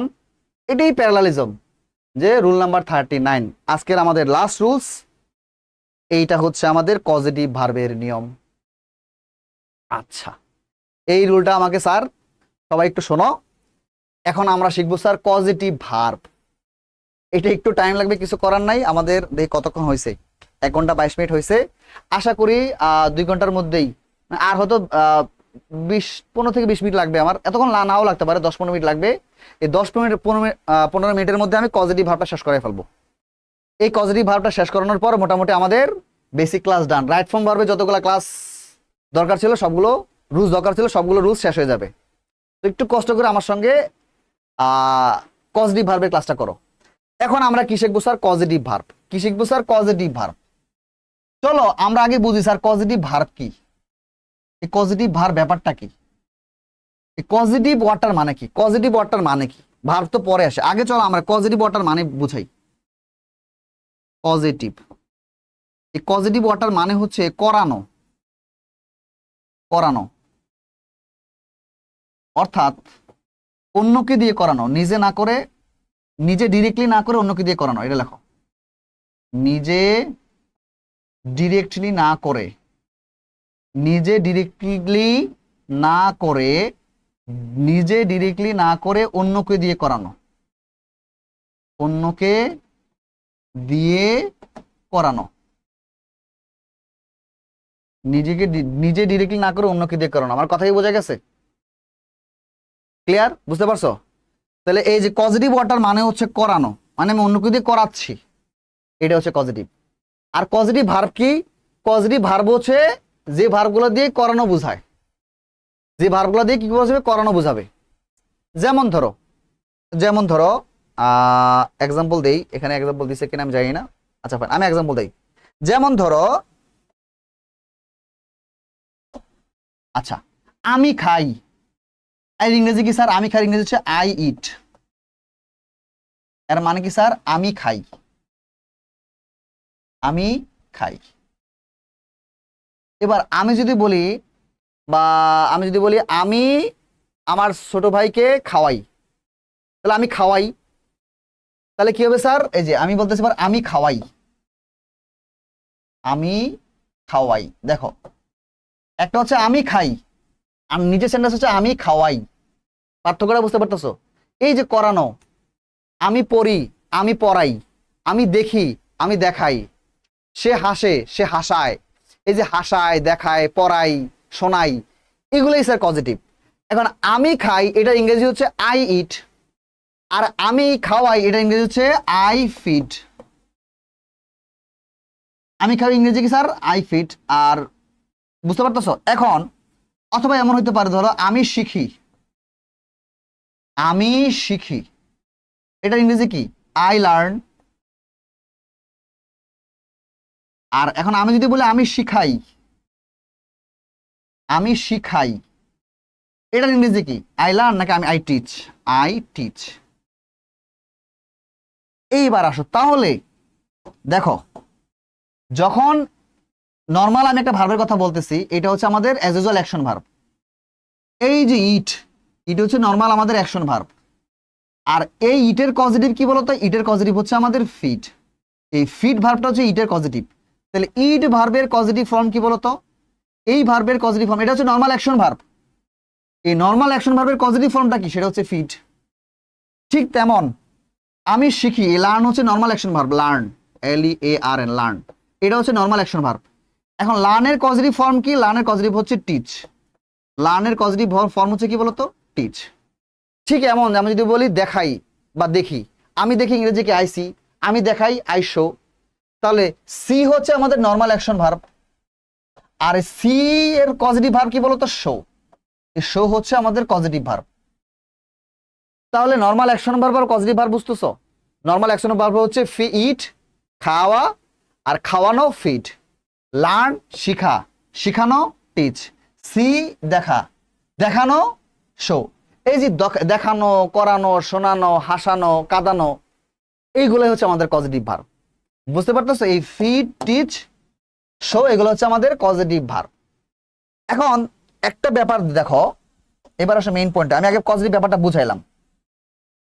এখন ইট ভার্বের পজিটিভ হচ্ছে ফিড, লার্ন ভার্বের পজিটিভ হচ্ছে টিচ, সি ভার্বের পজিটিভ ফর্ম হচ্ছে শো। এখন আমি যদি তোমাকে প্রশ্ন করি, তুমি কি যে কোনো ভার্বের পজিটিভ ফর্ম বলতে পারবা? এই যে আমি এখানে দেখলাম, লার্ন ভার্বের পজিটিভ ফর্ম হচ্ছে টিচ, ইট ভার্বের পজিটিভ ফর্ম হচ্ছে ফিড, সি ভার্বের পজিটিভ ফর্ম হচ্ছে শো। এমনকি ইংরেজিতে যত ভার্ব আছে সবগুলোর কি এরকম পজিটিভ ফর্ম আছে? না, ইংরেজিতে সকল ভার্বের ডিরেক্ট পজিটিভ ফর্ম নাই। এই যে সি এর যেমন ডিরেক্ট পজিটিভ হচ্ছে শো, লার্নের যেমন ডিরেক্ট পজিটিভ হচ্ছে টিচ, ইটের যেমন ডিরেক্ট পজিটিভ হচ্ছে ফিড, ইংরেজিতে এরকম সকল ভার্বের ডিরেক্ট পজিটিভ ফর্ম নাই। বুঝতে পারতেছো? এখানে গ্রামারের প্রশ্ন। এখন কি করতে হবে স্যার? তার মানে যেই ভার্বগুলার ডিরেক্ট পজিটিভ নাই, ওই ভার্বগুলাকে কিভাবে আমরা পজিটিভ বানাবো, এইবার আমি এই ব্যাপারটা আমরা এখন শিখবো। মানে এখানে তো লার্ন ভার্বের ডিরেক্ট পজিটিভ আমি টিচ পাইলাম। এখন ধরো আমি একটা ভার্ব বললাম রিপেয়ার। রিপেয়ার মানে ঠিক করা, রিপেয়ার। রিপেয়ার মানে কি? ঠিক করা। ঠিক করা, তাহলে ঠিক করানো ইংরেজি আছে? ঠিক করানো কিন্তু ইংরেজি নাই। যেমন ধরো লাফ, লাফ মানে হাসা, লাফ মানে হাসা, হাসানো ইংরেজি আছে? হাসানো ডিরেক্ট ইংরেজি নাই। রিপেয়ারের ডিরেক্ট পজিটিভ নাই, ঠিক করানো ডিরেক্ট ইংরেজি নাই, হাসানো ডিরেক্ট ইংরেজি নাই। তার মানে এই লাফ ভার্বের পজিটিভ ডিরেক্ট পজিটিভ ভার্ব নাই, রিপেয়ার ভার্বের ডিরেক্ট পজিটিভ নাই।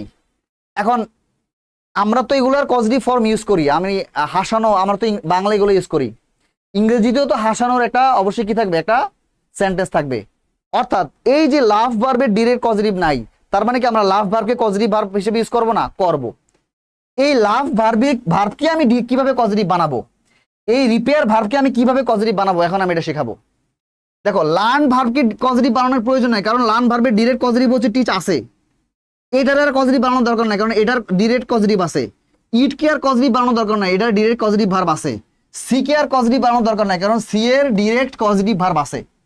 যেই ভার্বগুলোর পজিটিভ ফর্ম নাই, এইগুলাকে একটা নির্দিষ্ট প্যাটার্নে পজিটিভ বানাইতে হয়। বোঝা গেছে? তাহলে এর মানে কি স্যার? যে যেই ভার্বগুলোর পজিটিভ ফর্ম নাই, লিখে রাখতে পারো, যেই ভার্বগুলোর ডিরেক্ট পজিটিভ ফর্ম নাই, ডিরেক্ট পজিটিভ ফর্ম নাই, যে ভার্বগুলোর ডিরেক্ট পজিটিভ ফর্ম নাই ওই ভার্বগুলোকে একটি নির্দিষ্ট একটি বা ওই ভার্বগুলোকে কিছু নিয়মে কি করতে হবে, পজিটিভ বানাতে হবে। যে ভার্বগুলো ডিরেক্ট পজিটিভ নাই ওই ভার্বগুলোকে একটা নির্দিষ্ট নিয়মে পজিটিভ বানাতে হবে। যেই ভার্বগুলো ডিরেক্ট পজিটিভ আছে এগুলো তো সমস্যা নাই, কিন্তু যেই ভার্বগুলো ডিরেক্ট পজিটিভ নাই ওগুলোকে একটা নির্দিষ্ট নিয়মে পজিটিভ বানাবো। এখন কিভাবে সেই পজিটিভটা বানাবো এখন আমরা এটা শিখব। এখন আমি এখানে সুন্দর করে স্ট্রাকচার দিয়ে দিছি তোমাদের জন্য, খুব সুন্দর করে। আচ্ছা, প্রথমে আমরা শিখব কিভাবে লেট, মেক, হেল্প এগুলা দিয়ে পজিটিভ বানাইতে হয়।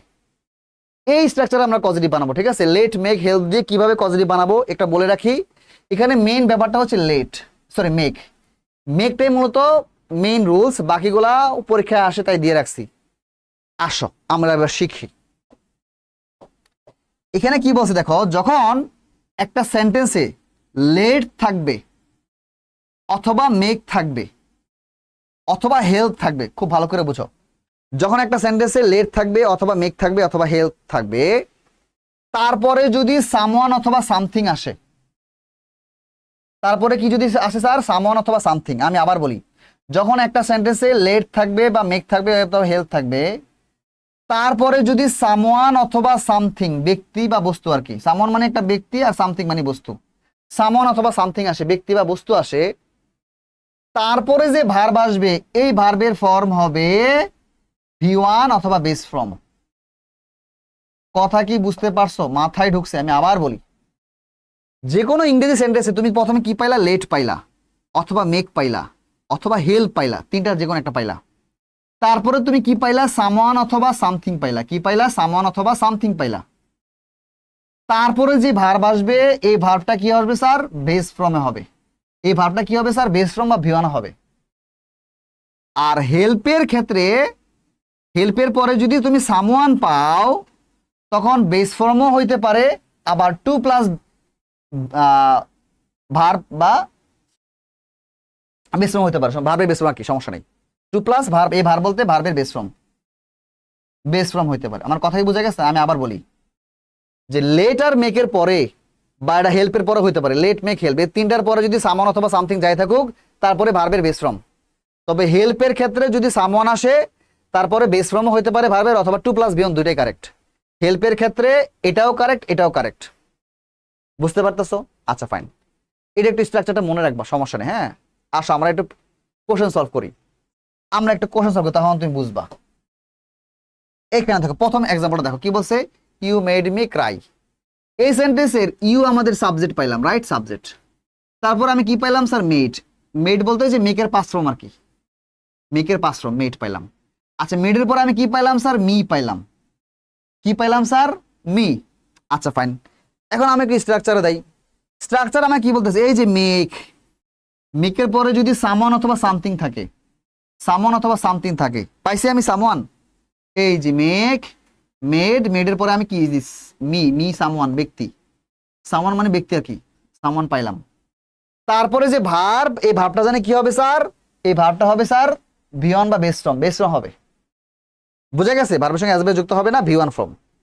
তার মানে আমাদের কি করতে হবে স্যার, এই যে ক্রাই, এই ক্রাইয়ের V1 বা বেস ফর্ম বসাতে হবে। ক্রাইয়ের V1 বা বেস ফর্ম তো ক্রাই নিজেই। তার মানে ইউ মেড মি ক্রাই, তুমি আমাকে কাঁদালে, বুঝতে পারতেছো?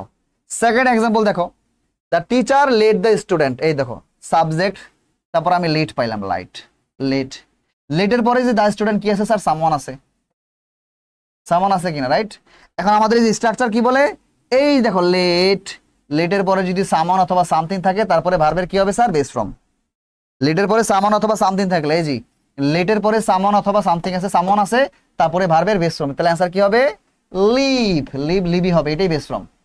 তার মানে the teacher let the student leave class early, teacher ছাত্রটিকে দ্রুত ক্লাস লিভ করতে বললেন বা দ্রুত কাজ থেকে চলে যেতে বললেন। আচ্ছা ফাইন, পরেরটাই দেখো কি বলছে, মাই teacher helped me. My teacher হচ্ছে আমাদের সাবজেক্ট, তারপরে কি আছে স্যার, হেল্পড। হেল্পড পাইলাম আমরা হেল্পড। আচ্ছা হেল্পের পরে কি আছে স্যার, মি আছে, সামন আছে, রাইট, সামন। এখন আমাদের স্ট্রাকচার কি বলতেছে যে হেল্পের পরে যদি সামওয়ান থাকে, হেল্পের পরে সামওয়ান থাকলে তারপরে যে ভার্ব, এই ভার্ব দুই ভাবে হইতে পারে। এ ভার্ব বেস ফর্ম দিলেও কারেক্ট, আবার কি টু প্লাস ভার্ব বা বেস ফর্ম দিলেও কারেক্ট। এখানে শুধু বেস ফর্ম দিলেও correct, to plus base form of the verb দিলেও কারেক্ট, আবার হ্যাঁ শুধু মানে শুধু ভি1 বা বেস ফর্ম দিলে কারেক্ট, ভি1 অথবা ভার্বের বেস ফর্ম দিলে কারেক্ট, আবার টু প্লাস ভার্বের বেস ফর্ম দিলেও কারেক্ট, দুইটাই কারেক্ট, সমস্যা নাই। হেল্পের পরে সামওয়ান পাইলে, তাহলে আমার দিকে হেল্পের পরে সামওয়ান পাইছে কিনা, সরি। আচ্ছা এই যে হেল্প পাইলাম, রাইট, হেল্পড। হেল্পের পরে সামওয়ান আছে স্যার, তার মানে পরে যে ভার্বটা আসবে এটা আমাকে ডিরেক্ট বেস ফর্ম দিলে হবে অথবা টু প্লাস ভার্বের বেস ফর্ম দিলে হবে। অর্থাৎ এটার অ্যান্সার তুমি যদি দাও গেট, এটাও কারেক্ট, আবার তুমি যদি এটার অ্যান্সার দাও টু গেট দাও, এটাও কারেক্ট, দুইটাই correct. The teacher helped me get the job, অথবা my teacher helped me get the job, অথবা টু গেট দ্য জব। আমার টিচার আমাকে সাহায্য করেছিলেন জবটা পেতে। এখানে গেটও কারেক্ট, টু গেটও কারেক্ট, দুইটাই কারেক্ট। ক্লিয়ার, বুঝতে পারছো? আমি আবার একটু রিপিট করে দিব। আবার এই জায়গাটা একটু মনে রাখা কষ্ট করে, যে লেট বা মেক অথবা হেল্প, এই তিনটার পরে যদি সামান অথবা সামথিং থাকে তারপরে ভার্বের বেস ফর্ম, আর হেল্পের পরে সামান থাকলে ভার্বের বেস ফর্মও কারেক্ট, আবার টু প্লাস ভার্বের বেস ফর্মও কারেক্ট, দুইটাই কারেক্ট। বুঝা গেছে? আচ্ছা ফাইন, ওকে ডান। এইবার নেক্সটে আসি, হ্যাভ বা গেটের রুলস। হ্যাভ বা, আমার লেট মেক হেল্প হয়ে গেছে, এবার হচ্ছে হ্যাভ বা গেট, হ্যাভ অথবা গেটের রুলস, রাইট। আচ্ছা ফাইন, কি বলছে দেখো, এখানে বলতেছে এর আগে ছিল লেট মেক হেল্প, এবার হচ্ছে হ্যাভ অথবা গেট। যে হ্যাভ অথবা গেট, এই যে মাঝখানে এই দেখো, এই প্রথমে দেখো হ্যাভ বা গেট, হ্যাভ বা গেটের পরে যদি সামথিং আসে, নট সামওয়ান, সামথিং, সামথিং মানে কোনো বস্তু আর কি, সামথিং মানে কোনো বস্তু।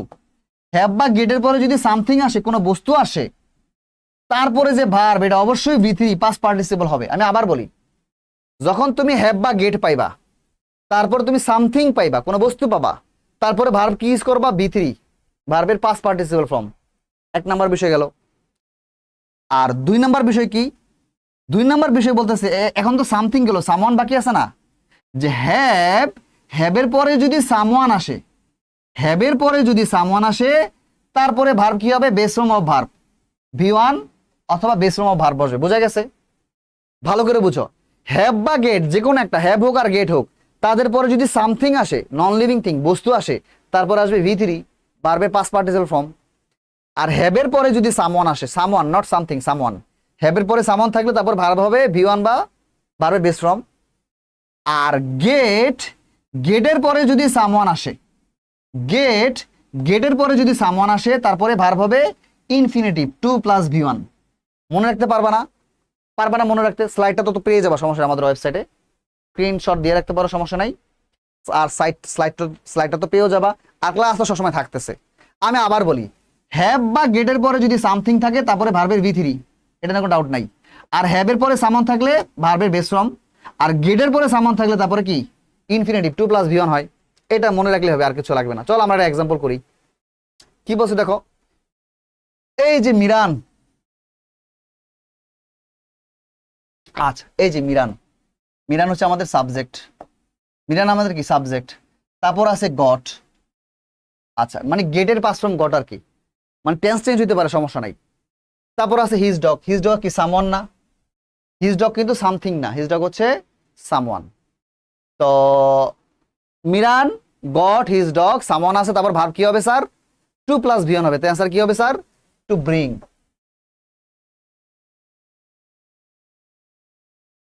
Miran goat his dog to bring him the news paper. Miran কি করছে, তার কুকুরটাকে দিয়ে তার নিউজ পেপার আনাইছে। মিরান তার কুকুরটাকে দিয়ে তার নিউজ পেপারটা আনাইছে। এটা কোন রুলসে গেছে বুঝছো তো? এই যে এই রুলসটাতে গেছে, এই রুলসটা, এই রুলসটা, এই যে গটের পরে গেটের পরে সামন থাকলে তারপরে ইনফিনিটিভ হয়, টু প্লাস ভি1 হয়। বুঝতে পারছো? তো মোটামুটি আমাদের ডান, সবগুলা রুলস ডান না? হ্যাঁ সবগুলা রুলস ডান। আমরা কি আবার রিভিশন দিব? আবার একটু রিভিশন দিই। যেহেতু এতক্ষণ দিয়ে আসতেছি। আজকে একটা মজার ব্যাপার, খুব খুশির সংবাদ, কি বলতো, আজকে আমাদের সবগুলো রুলস কি হয়ে যাচ্ছে, আজকে আমাদের সবগুলো রুলস শেষ হয়ে যাচ্ছে। হ্যাঁ, 36 নাম্বার রুলস, চলো আমরা একটা রিভিশন দিই। 36 নাম্বার রুলসে কি ছিল, যে মেন ক্লজের ভার্ব যদি প্রেজেন্ট টেন্সে হয়, মেন ক্লজের ভার্ব যদি প্রেজেন্ট টেন্সে হয়, আর যে মেন ক্লজের ভার্ব যদি প্রেজেন্ট টেন্সে হয়, সাবঅর্ডিনেট ক্লজের ভার্ব কি হতে পারে, হতে পারে present indefinite, present continuous, present perfect, অথবা যে কোনো প্রকার past tense, past indefinite, past continuous, past perfect, অথবা will, can, may plus V one শিখলাম।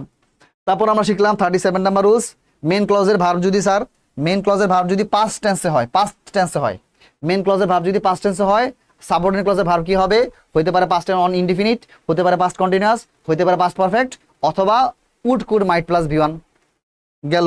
37 নাম্বার রুলস। 38 নাম্বার রুলস কি ছিল স্যার, ইউজ টু রুলস, যে সাবজেক্টের পরে ইউজ টু থাকলে তারপর ভার্বের বেস ফর্ম, সাবজেক্টের পরে ইউজ টু থাকলে তারপর ভার্বের বেস ফর্ম, রাইট। আর সাবজেক্টের পরে বিভার বা গেট প্লাস ইউজ টু থাকলে, সাবজেক্টের পরে বিভার বা গেট প্লাস ইউজ টু থাকলে তারপরে ভার্ব আইএনজি হয় অথবা বেস ফর্ম হয়। আইএনজি কখন, যদি সেন্টেন্সটা অ্যাক্টিভ হয় তখন আইএনজি হবে, আর যদি সেন্টেন্সটা প্যাসিভে থাকে তখন কি হবে, বেস ফর্ম হবে। এই যেখানে বেস ফর্ম, এখানে আইএনজি। সাবজেক্টের পরে বিভার বা গেট থাকলে, তারপরে ইউজ টু থাকলে তারপরে ভার্ব ভিওই, ভার্ব প্লাস আইএনজি হবে অথবা ভিজিরো হবে। আইএনজি কখন, যখন সেন্টেন্সটা অ্যাক্টিভে থাকবে, আর ভিজিরো হবে কখন, যখন সেন্টেন্সটা প্যাসিভে থাকবে। কথা কি বুঝতে পারছো, মাথায় ঢুকছে? ওকে ডান, ইউজ টু ব্যবহার শিখলাম। তারপরে কি, প্যারালালিজমের সূত্র, সমান্তরাল, অর্থাৎ কি, একটা ভার্বের যে, একটা ভার্ব যদি হয় 2 প্লাস ভিওন, আরেকটা প্লাস 2 প্লাস ভিওন হবে। একটা ভার্ব যদি হয় ভার্ব প্লাস আইএনজি, আরেকটা ভার্ব ভার্ব প্লাস আইএনজি হবে। তো ভার্বের এই ফর্মগুলো সমান সমান হবে। কখনই সমান সমান হয়, যদি ভার্বগুলা কোঅর্ডিনেটিং কনজাংশন দ্বারা কানেক্ট থাকে। কোঅর্ডিনেটিং কনজাংশন কোনগুলা, এন্ড অর বাট, অথবা ভার্বগুলা যদি কোরিলেটিভ কনজাংশন দ্বারা কানেক্ট থাকে। কোরিলেটিভ কনজাংশন কোনগুলা, ওই যে বলছিলাম না, both, and, not only, but also, not but, either or, neither নর, ওয়েদার অর। এই কোরিলেটিভ কনজাংশনগুলো দ্বারা যদি ভার্বগুলো কানেক্ট থাকে তখন ভার্বগুলো সেম ফর্ম হয়। একটা ভার্ব আইএনজি হলে আরেকটা ভার্ব আইএনজি, একটা ভার্ব 2 প্লাস ভি1 হলে আরেকটা ভার্ব 2 প্লাস ভি1, একটা ভার্ব বেস ফর্ম হলে আরেকটা ভার্ব বেস ফর্ম, একটা ভার্ব ভি1 হলে আরেকটা ভার্ব ভি1, একটা ভার্ব ভি2 হলে আরেকটা ভার্ব ভি2, এরকম হবে। তারপরে কি লাস্টে আমরা কি শিখলাম, যে পজিটিভ ভার্ব শিখলাম। পজিটিভ ভার্বের নিয়মগুলো কি ছিল, কি জানে ছিল, এই যে এগুলাই মেইন নিয়ম, এগুলো মেইন নিয়ম। লেট, মেক, হেল্পের পরে যদি সামন অথবা সামথিং থাকে তারপরে ভার্বের বেস ফর্ম হয়। আর হেল্পের পরে সামন থাকলে তারপরে ভার্বটা বেস ফর্মও কারেক্ট, আবার 2 প্লাস ভিওনও কারেক্ট। তারপর আমরা কি শিখলাম স্যার, যে হ্যাভ গেট, রাইট।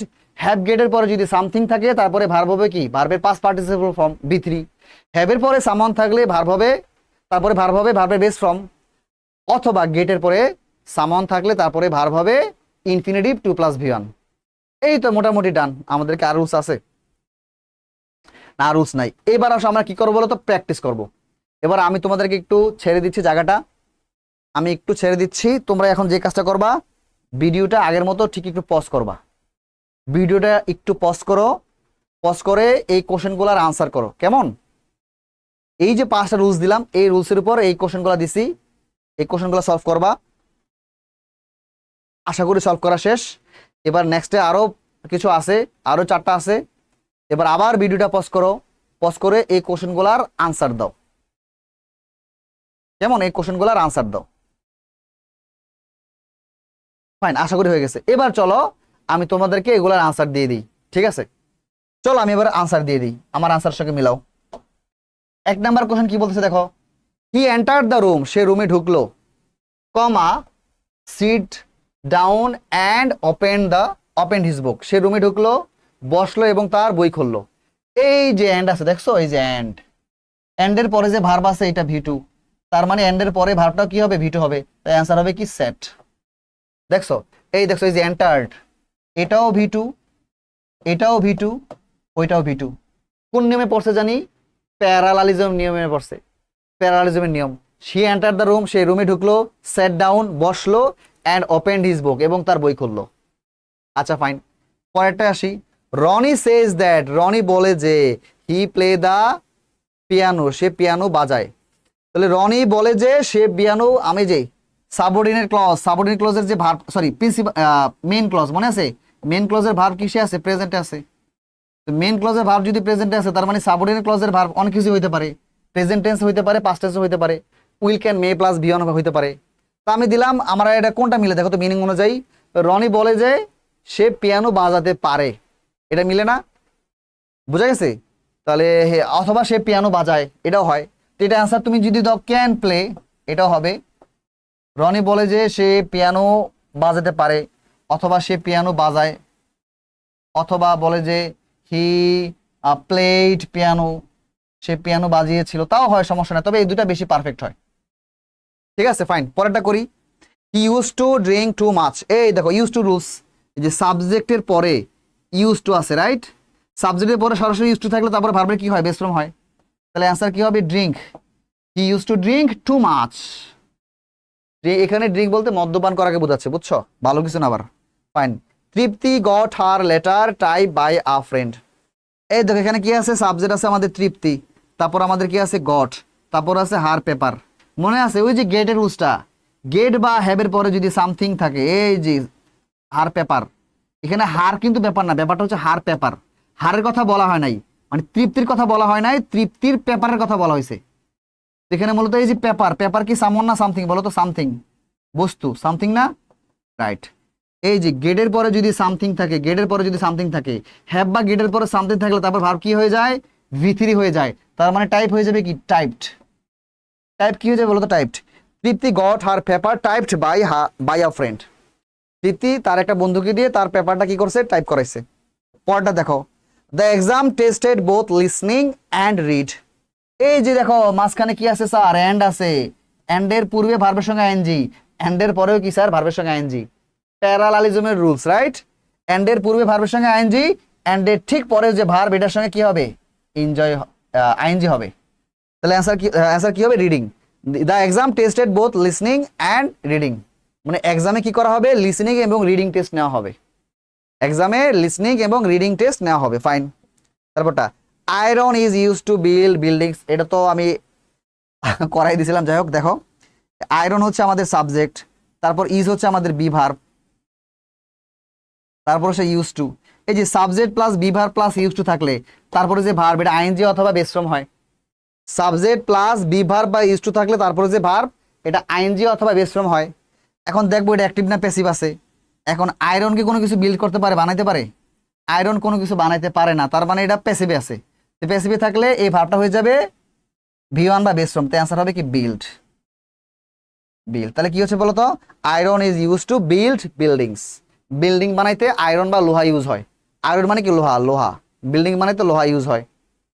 ফাইন। 7 নাম্বারটা কি বলছে দেখো, they were use to make fun. আচ্ছা, এই জি দে সাবজেক্ট, তারপর কি আছে স্যার? ওয়ার, বি ভার্ব আছে, বি ভার্ব আছে, রাইট? তারপর ইউজ টু আছে।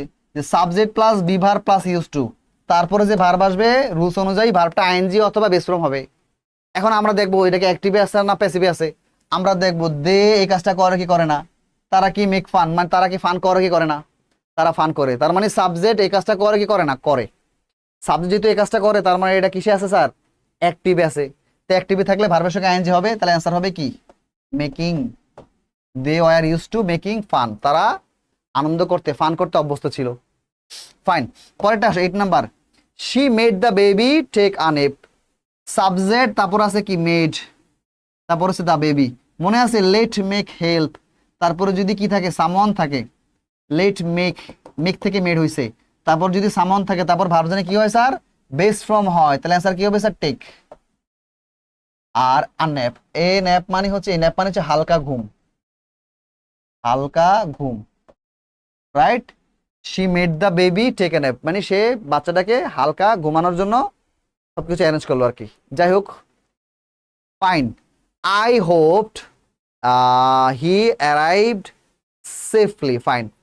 তাহলে দেখো এই যে সাবজেক্ট, এই যে আই হোপড, এটা হচ্ছে আমাদের মেইন ক্লজ। এটা আমাদের কি ক্লজ? Main clause. মেইন ক্লজের ভার্ব কিসে আছে স্যার? পাস্টে আছে। মেইন ক্লজের ভার্ব পাস্টে থাকলে এটা হচ্ছে আমাদের সাবঅর্ডিনেট ক্লজ। সাবঅর্ডিনেট ক্লজের ভার্ব কি হবে? হয়তো পাস্ট ইনডিফিনিট, অথবা পাস্ট কন্টিনিউয়াস, অথবা পাস্ট পারফেক্ট। এটা কি হবে স্যার? আমি আশা করেছিলাম সে, এটা অ্যান্সার হবে অ্যারাইভড, অ্যান্সার হবে হ্যাড অ্যারাইভড। এখানে অ্যান্সার হবে হ্যাড অ্যারাইভড। কেন হ্যাড অ্যারাইভড একটু ভালো করে বোঝা, এখানে অ্যারাইভড দিলে ভুল হবে। এখানে বলতেছে আমি আশা করেছিলাম যে সে ঠিক মতো পৌঁছাইছে, আমি আশা করেছিলাম যে সে ঠিকমতো পৌঁছাইছে। এখন সে কি আগে পৌঁছাইছে নাকি সে আগে আশা করছে? তুমি যখন বলতেছো আমি আশা করি বা আশা করছিলাম সে ঠিকমতো পৌঁছাইছে, এখন সে কি আগে পৌঁছাইছে নাকি আগে তুমি আশা করছো? আগে তো সে পৌঁছাইছে, তারপর না তুমি আশা করছো। ধরো তুমি ধরো এখন এখন কটা বাজে, এখন হচ্ছে ধরো কথার কথা বিকাল 4টা বাজে। এখন তোমার ধারণা মতে তোমার ভাই কথার কথা সে আমেরিকা গেছে। এখন তোমার ধারণা অনুযায়ী তোমার ভাই হয়তো বা দুপুরের মধ্যে আমেরিকা পৌঁছে যাওয়ার কথা। এখন তুমি মানে তুমি যে দিনে আসো ওই দিনের দুপুর বেলায় সে আমেরিকা যাওয়ার কথা, আর তুমি 4টা বাজে বলতেছো আমি আশা করি আমার ভাইয়া আমেরিকায় পৌঁছায় গেছে। এখন তোমার ভাই কি তোমার আশা করার আগে পৌঁছাইছে নাকি তুমি তোমার ভাইয়ের পরে আশা করছো? অর্থাৎ তোমার ভাই কি আগে গেছে নাকি আগে তুমি আশা করছো? তোমার ভাই আগে গেছে, তারপর না তুমি আশা করছো। তো আমি আশা করি সে এখানে আমার ভাই অলরেডি আমেরিকা চলে গেছে। এই যে তোমার ভাই অলরেডি আমেরিকা চলে গেছে, আগে তো তোমার ভাই গেছে, তারপর না তুমি ব্যাপারটা আশা করছো। বুঝা গেছে? তাহলে অ্যান্সার কি হবে? এই যে যেটা আগে ঘটছে এটা হচ্ছে, মনে আছে দুইটা ঘটনার মধ্যে যে ঘটনাটা আগে ঘটে তার জন্য পাস্ট পারফেক্ট টেন্স, এই যে past perfect tense had arrived, আর যে ঘটনা পরে ঘটে তার জন্য পাস্ট ইনডিফিনিট টেন্স হোপড। বুঝা গেছে? আচ্ছা ফাইন, কয়টা? We will have to get someone fix the phone. এই যে সাবজেক্ট উই, ভার্ব আছে কি স্যার? Will have to. এই যে এখানে দেখো গেট আছে, দেখছো গেটের পরে সামওয়ান আছে। সামওয়ান মানে কোনো ব্যক্তি, কি গেটের পরে সামওয়ান বা ব্যক্তি থাকলে তারপর ভার্ব কি হয়? টু প্লাস ভি1 হয়। তাই অ্যান্সার হবে কি? To fix. এটা কিসের রুলস বলো তো? কজটিভ ভার্বের রুলসের নিয়ম অনুযায়ী গেটের পরে সামওয়ান থাকলে তারপর ভার্ব কি হয়? টু প্লাস ভি1। বুঝতে পারছো? মাথায় ঢুকছে? আশা করি ঢুকছে। সো আজকে মোটামুটি আমাদের কি হলো বলো তো, রাইট ফর্ম অফ ভার্বের যতগুলো রুলস জানা দরকার অ্যাজ এ স্টুডেন্ট, শুধু স্টুডেন্ট না, তোমার ফিউচারে চাকরি পরীক্ষা হোক, অ্যাডমিশন হোক, যেই কোনো এক্সাম হোক, বিসিএস হোক, যে কোনো এক্সাম হোক, আমি যে কটা তোমাকে এইচএসসিতেই তোমাকে যে কটা আমি রাইট ফর্ম অফ ভার্বের রুলস শিখাই দিছি, এর বাইরে আর জীবনও কোথাও আসবে না কোনো কিছু। এর বাইরে কিছু আসবে না, কারণ এর বাইরে কোনো কিছু নাই, সব কিছু শিখাই দিছি। একটা স্টুডেন্ট যদি আমার এই 4টা ক্লাস খুব ভালো করে ফার্স্ট থেকে লাস্ট পর্যন্ত করে যায় ইনশাল্লাহ, তারা রাইট ফর্ম অফ ভার্বে জীবন সমস্যা হবে না। তাহলে আমাদের বেসিক সবগুলো রুলস শেষ। এখন আমি কি করবো বলতো, নেক্সট ক্লাস থেকে আমরা বোর্ড কোশ্চেন সলভ করব। আস্তে আস্তে আস্তে আস্তে যতগুলা বোর্ড কোশ্চেন সলভ করা যায় সবগুলা বোর্ড কোশ্চেন সলভ করবো, ঠিক আছে? এই সবগুলা ক্লাসের পরে ইনশাল্লাহ রাইট ফর্ম ভার্বে তোমার ফুল মার্ক থাকবেই। তো যাই হোক, আজকে এতটুকু পর্যন্তই। দেখা হবে নেক্সট ক্লাসে। সবাই ভালো থাকবে, সুস্থ থাকবে। আল্লাহ হাফেজ।